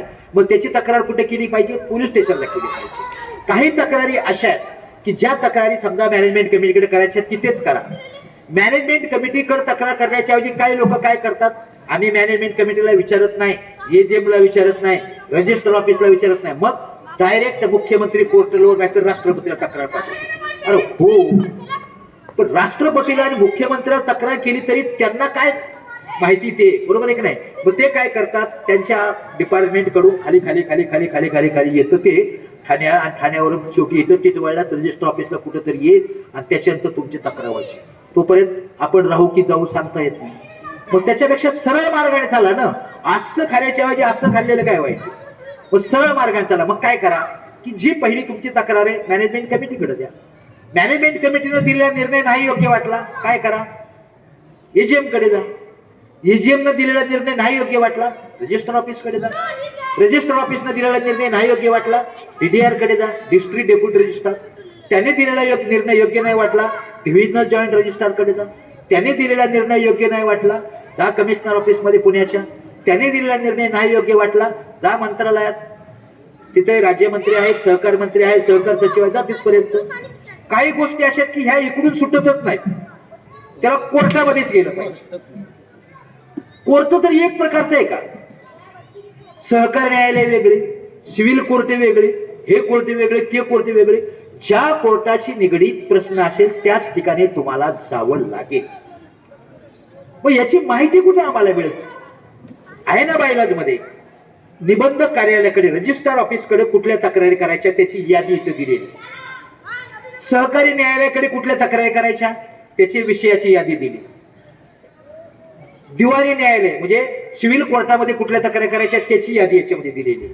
महापालिका स्थानिक प्राधिकरणाकडे कुठल्या तक्रारी करायच्या त्याची यादी दिली. पोलिसाकडे कुठल्या तक्रारी करायच्या त्याची यादी दिली. सर्वसाधारण सभेकडे म्हणजे त्याच्याकडे कुठल्या तक्रारी करायच्या त्याची यादी दिली. काही प्रश्न असे असतात की तुमच्यामध्ये मध्यस्थी करण्याचा प्रयत्न केला जातो. गृहनिर्माण संघ म्हणजे हाऊसिंग फेडरेशन त्यांच्या मार्फत काही समजा थोडं जाऊ शकतं तर त्यांच्याकडे काही तक्रारी करतात. कुठल्या प्रकारच्या तक्रारी तिकडे कराव्यात ते देखील त्याच्यामध्ये दिलेलं आहे. म्हणजेच जवळजवळ 100% समाधान आहे असं मी म्हणत नाही आणि तुम्ही म्हणणार नाही, कारण 100% समाधान देणारा जगात अजून कुणीच नाही. तर बायलॉज मध्ये तरी कसं असेल? बरोबर आहे की नाही? आपल्यासारखीच माणसं बसलेली ना, ते पण त्यांच्याकडून पण चुका होतातच. त्यामुळे 100% सैटिस्फैक्शन हमें मिलेगा इसके बारे में, इसकी अभी तक को गॅरंटी नहीं है और इसका दावा हम भी नहीं करते. मग काय, या 174 बायलॉज मध्ये तुम्हाला विविध प्रकारच्या विषयाचं तुम्हाला त्या ठिकाणी नॉलेज मिळतं. तक्रारी कुठं करा याच्या बाबतचं तुम्हाला 172 ते 174 मध्ये मिळते. आणि हा बायलॉज झाला म्हणजे सुरुवातीला सांगितल्यापासून वेगवेगळ्या विषयाशी तुमचे जे निगडित प्रश्न आहेत तो प्रश्न तुमचे जवळजवळ तुम्हाला आतापर्यंतच्या या लेक्चर मधून काय घ्यायचंय? बायलॉज वाचन करणं अत्यंत आवश्यक आहे. मेहरबानी करा आणि बायलॉज वाचा. कसा बायलॉज वाचायचा? कमीत कमी वेळेमध्ये ते तुम्हाला सांगितलंय. पहिला भाग प्राथमिक 1 ते 6, दुसरा भाग फड्ड 7 ते 15, सभासद 16 ते 21, सभासदाचे हक्क अधिकार कर्तव्य म्हणजे 22 ते 44, 45 ते 62, त्याच्यानंतर 63 64 मॅनेजमेंट कमिटीसाठी, 65 ते 71 लेवे चार्जेस, 72 ते 77 संस्थेचं अस्तित्व दाखवणाऱ्या ते बाबी त्याच्या, 78 ते 84 पार्किंग, 85 ते 109 मीटिंग्स, 110 ते 140 व्यवस्थापन ऍडमिनिस्ट्रेशन त्याला म्हणतात ते, सामूहिक जबाबदारी वगैरे, 141 142 मध्ये संस्थेचे रेकॉर्ड कसं मेंटेन करावं, त्याच्याबरोबर छोट्या मोठ्या काही बाबी ते 147 पर्यंत मिळणार. अप्रोप्रिएशन ऑफ प्रॉफिट्स अँड याचे राईट ऑफ ड्यूज 148 150, ऑडिट 151 153, त्याच्यानंतर कन्व्हेन्स हे, त्याच्यानंतर सोसायटीचं व्यवस्थित मेंटेनन्स करणं वगैरे, डिमकन्व्हेन्स याच्या बाबतची पूर्ण माहिती, आपल्या सोसायटीची डागडुजी रिपेअर मेंटेनन्स वगैरे कसं करावं काय, 154 ते 161, छोट्या मोठ्या जे गोष्टी आहेत ज्या खेळाशी निगडीत किंवा नोटीस वगैरे ह्या काही छोट्या मोठ्या गोष्टी, सूचना फलक या छोट्या मोठ्या गोष्टी त्याच्यासाठी 162 ते 171, आणि तुमच्या ज्या कंप्लेन आहेत त्या 172 ते 174 मध्ये तुम्हाला मिळतात. आता तुमचा राहिला शेवटचा महत्वाचा प्रश्न. मला तुमचं जे विषय पत्रिका या ठिकाणी मिळालेली आहे की त्याच्यामध्ये काय, सहकारी गृहनिर्माण संस्थेचं व्यवस्थापन. सहकारी गृहनिर्माण संस्थेचं व्यवस्थापन करण्यासाठी काय कराल? कुठला बायलॉज वाचाल? जाणार नाही मी तुम्हाला, सोडणार नाही असं एवढ्या लवकर. व्यवस्थापन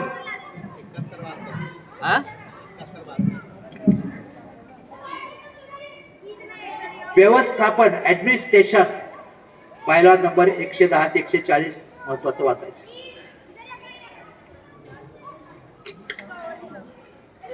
बरोबर आहे. संस्थेच्या इमारतीची पुनर्विकास प्रक्रिया किती वर्ष झाली आपल्या बिल्डिंगला? किती झाले? 28 झाले का? बर, आता सुरुवातीपासून एकच सांगितलेले, एकाच शब्दामध्ये तुमचे सर्व प्रश्नाची उत्तरं दळलेली आहेत. तुझे आहे रे तुझ पाशी परी जागा चुकलाशी. बाहेर शोधायचा प्रयत्न करू नका. बाहेर अनेक मतमतांतर तुम्हाला मिळतील, पावलोपावली तुम्हाला वेगवेगळे सांगणारे मिळतील आणि तुम्ही भ्रमिष्ट व्हा. तुम्हाला भ्रमिष्ट होऊन चालणार आहे का? नाही. तुमचा आत्मविश्वास वाढला पाहिजे.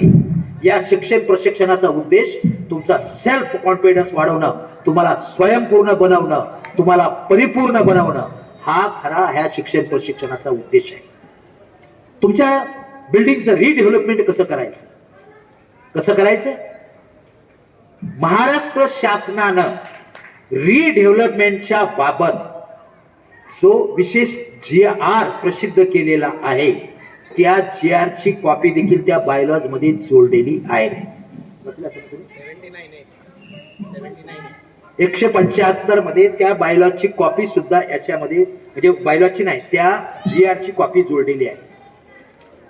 हा जो निर्णय झालेला आहे कारण शासनाच्या ज्यावेळेस लक्षात आलं की या रिडेव्हलपमेंटच्या नावाखाली बिल्डर किंवा आपले सहकारी मित्र त्यांच्या व्यक्तिगत स्वार्थासाठी आपल्याला फसवण्याचा प्रयत्न करतात. सोसायटीमध्ये स्वतःचा व्यक्तिगत स्वार्थ साधून घेतात. शेवटी बऱ्याचशा लोकांना त्यांच्या हातामध्ये काही लागत नाही, त्यांचा फक्त वापर करून घेतला जातो आणि त्यांनाही नंतर पृष्ठभागावर लत्ता प्रहार करून त्यांचीही रवानगी नंतर केली जाते. ती बात आलायला. पण पुनर्विकास प्रक्रियेत सभासदांना विश्वासात न घेणे, निविदा प्रक्रियेमध्ये पारदर्शकता नसणे, मनमानीपणे ठेकेदारांच्या नियुक्त्या करणे, सहकारी कायदा नियम व उपविधीतील तरतुदींचे उल्लंघन करून कामकाज करणे, वास्तुविशारद म्हणजे आर्किटेक्चर व प्रकल्प सल्लागार यांनी करावयाच्या कामात सुसूत्रता नसणे, त्यांनी मनमानी चालवणे, पुनर्विकास प्रकल्प अहवालाचं नियोजनच करायचं नाही, निविदा अंतिम करण्यासाठी ठरवण्यासाठी प्रत्येक जणांमध्ये चढावड लागाय असते. माझ्या बिल्डरला काय मिळालं पाहिजे, मग ह्याला मिळालं पाहिजे, त्याला मिळालं पाहिजे, मग तो एकामेकाला मॅनेज करण्याचा प्रयत्न करतो. हे मॅनेज प्रक्रिया त्याच्या स्वार्थासाठी ती होऊ नये, लोकांचं नुकसान होऊ नये म्हणून त्याच्यामध्ये पारदर्शकता असावी, सगळ्यांच्या समोर ती प्रक्रिया पूर्ण व्हावी. अंतिम करण्यासाठी योग्य त्या कार्यपद्धतीचा अवलंब करणे, विकासाकासकी करावयाच्या करारनाम्यात समानता नसणे, अशा प्रकारचे विविध प्रश्नाची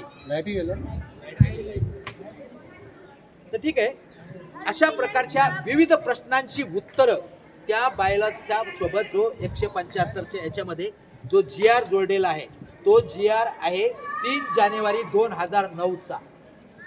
3 जानेवारी 2009चा तो GR आहे. त्या GR मधून तुम्हाला याबाबतची संपूर्ण माहिती मिळणार आहे. म्हणजे याचाच अर्थ तुमच्या या शिक्षण प्रशिक्षणाशी संबंधित सर्व प्रश्नांची उत्तरं तुम्हाला या बायलॉज मध्ये मिळतात की नाही. हो की बाबा काय की समजा तुमच्या सोसायटीचं जर समजा रिडेव्हलपमेंट करायचं असेल, तुम्हाला स्ट्रक्चर ऑडिट करणं आवश्यक आहे. स्ट्रक्चर ऑडिटरचा रिपोर्ट आल्यानंतर त्याच्या अहवालामध्ये देखील तुम्हाला बिल्डिंगचं काय करावं लागेल याचं प्रत्यक्ष ते मार्गदर्शन त्याच्या रिपोर्टमधून तुम्हाला मिळू शकतं. बरोबर आहे. त्याच्यानंतर लोकांचं मत काय की लोकांनी 1/4 पेक्षा कमी नाही अशा लोकांनी लेखी स्वरूपामध्ये मॅनेजमेंट कमिटीकडे बाबा असं असं आपल्या सोसायटीचं करणं आवश्यक आहे असं लेखी पत्र देऊन सह्या घेऊन त्यांनी निवेदन द्यायचंय. ते निवेदन दिल्यानंतर सोसायटीच्या मॅनेजमेंट कमिटीनं त्याच्यासाठी काही ठराविक दिवसामध्ये ते त्यांचे सोसायटीच्या मॅनेजमेंट कमिटीची मीटिंग घ्यायची. त्या मीटिंगमध्ये डिसिजन घ्यायचा आणि लोकांची सभा बोलवण्यासाठी पुढची कार्यवाही करायची. पुढची कार्यवाही कशा पद्धतीनं असेल त्याबाबतची म्हणजे नोटीस काढायची. ती नोटीस काढल्यानंतर त्या नोटीसची कमीत कमी 14 दिवस अगोदर फक्त नोटीस बोर्डावर नाही, सर्व लोकांना नोटीस मिळेल, सर्व लोकांना नोटीस मिळालेली आहे याची खात्री करून घ्यायची, मिळेल याची दक्षता घ्यायची, लोकांच्या सह्या घ्यायच्या. त्याच्यानंतर ती मीटिंग बोलवा. त्या मीटिंगला त्या ठिकाणी बोलवल्यानंतर एकूण लोकसंख्या म्हणजे जी काही सभासद आहेत त्या संख्येच्या कमीत कमी 3/4 लोक त्या ठिकाणी उपस्थित असणं आवश्यक आहे. जर 3/4 लोक उपस्थित नसतील तर ते मीटिंग मध्ये काय किंवा कमी लोक आलेले आहेत म्हणून मीटिंग कुणाची सोसायटीच्या मॅनेजमेंट कमिटीने गडबड करायची गरज नाही. कमी लोक आहेत ना, हो मीटिंगला कोरम नाही ना, मार्गदर्शक तत्वानुसार बायलॉज मध्ये आहे किंवा शासनाचा जो GR आहे तेवढ्या संख्येने जर सभासद उपस्थित नसतील तर ती मीटिंग तुम्ही कोरम नसेपर्यंत तुम्ही काय करू शकता, थांबवू शकता. तुम्हाला जर पाहिजे तर तुम्ही नंतर पुन्हा ते मीटिंग ढकलू शकता. पुढे मीटिंग आल्यानंतर पुन्हा त्यावेळेस त्याची तरतुदीचं पालन होतंय का नाही ते बघा. तेवढी आवश्यक घनसंख्या त्या ठिकाणी येते का नाही ते का बघा. कारण हे डेव्हलपमेंट कोणाचं करायचंय, सगळ्यांच्यासाठी करायचं ना. मग सगळ्यांचं मत विचारात घ्यायला काय हरकत आहे. आडी अडचणीमुळे कोणी एखादा गावाला गेलाय, कोणी एखादा आजारी म्हणून त्या काळामध्ये नसेल, पण 100 पैकी समजा 21, 22, 23, 24 लोक नसतील पण निदान 75, 76 लोक तरी असावेत. कारण हे सगळ्यांच्या हिताचे. म्हणून त्याच्यामध्ये पारदर्शकता की सहकार क्षेत्रामध्ये किंवा लोकशाहीमध्ये महत्वाचा उद्देश काय आहे की जे होईल ते तुम्ही निर्णय घेताना सर्वांच्या मताने घ्या. जिथे सर्वांचं एक मत होणं शक्य नाही त्यावेळेस काय करा, बहुमताने घ्या. पण बहुमताने म्हणजेच हा मुद्दा तुमच्या पूर्ण भविष्याशी, तुमच्या कुटुंबाशी, तुमच्या मुलाबाळाशी, तुमच्या आयुष्याशी निगडित आहे. म्हणून बहुमत म्हटलं की 100 पैकी 51 आहेत ना माझ्या बाजूने, मग करून टाकतो निर्णय. असं करू नका. कायद्यानं त्या ठिकाणी असं म्हटलेलं आहे, कायदा हा नेहमी लोकशाही प्रक्रियेमध्ये लोकांच्या कल्याणाचा विचार करतो. म्हणजे कमीत कमी 3/4 लोक त्या ठिकाणी असतील तरच पुढे त्या ठिकाणी जा. त्याच्यासाठी तुम्हाला लोकांना हे करा आणि त्याच्यानंतर पुन्हा ते तुम्हाला करायचं का नाही. जर समजा तरीही दुसरी वेळेस मीटिंग बोलावून जर 3/4 लोक नसतील तर ते काय तुम्ही सध्या ते कॅन्सल करा. का? याचा अर्थ तुम्हाला किंवा लोकांना किंवा सभासदांना सध्या रिडेव्हलपमेंट मध्ये इंटरेस्ट नाही असं त्याला गृहीत धरा आणि थोडे दिवस तुम्हाला त्याच्यानंतर थांबावं लागेल. त्याच्या पुढच्या ज्या स्टेप्स आहेत त्या पूर्ण स्टेप्स म्हणजे विशेष सर्वसाधारण सभा कशी बोलावी, विशेष सर्वसाधारण सभेमध्ये घ्यावयाचे निर्णय, सभा वृत्तांत सर्व सभासदांना द्यायचा. त्याच्यानंतर म्हणजे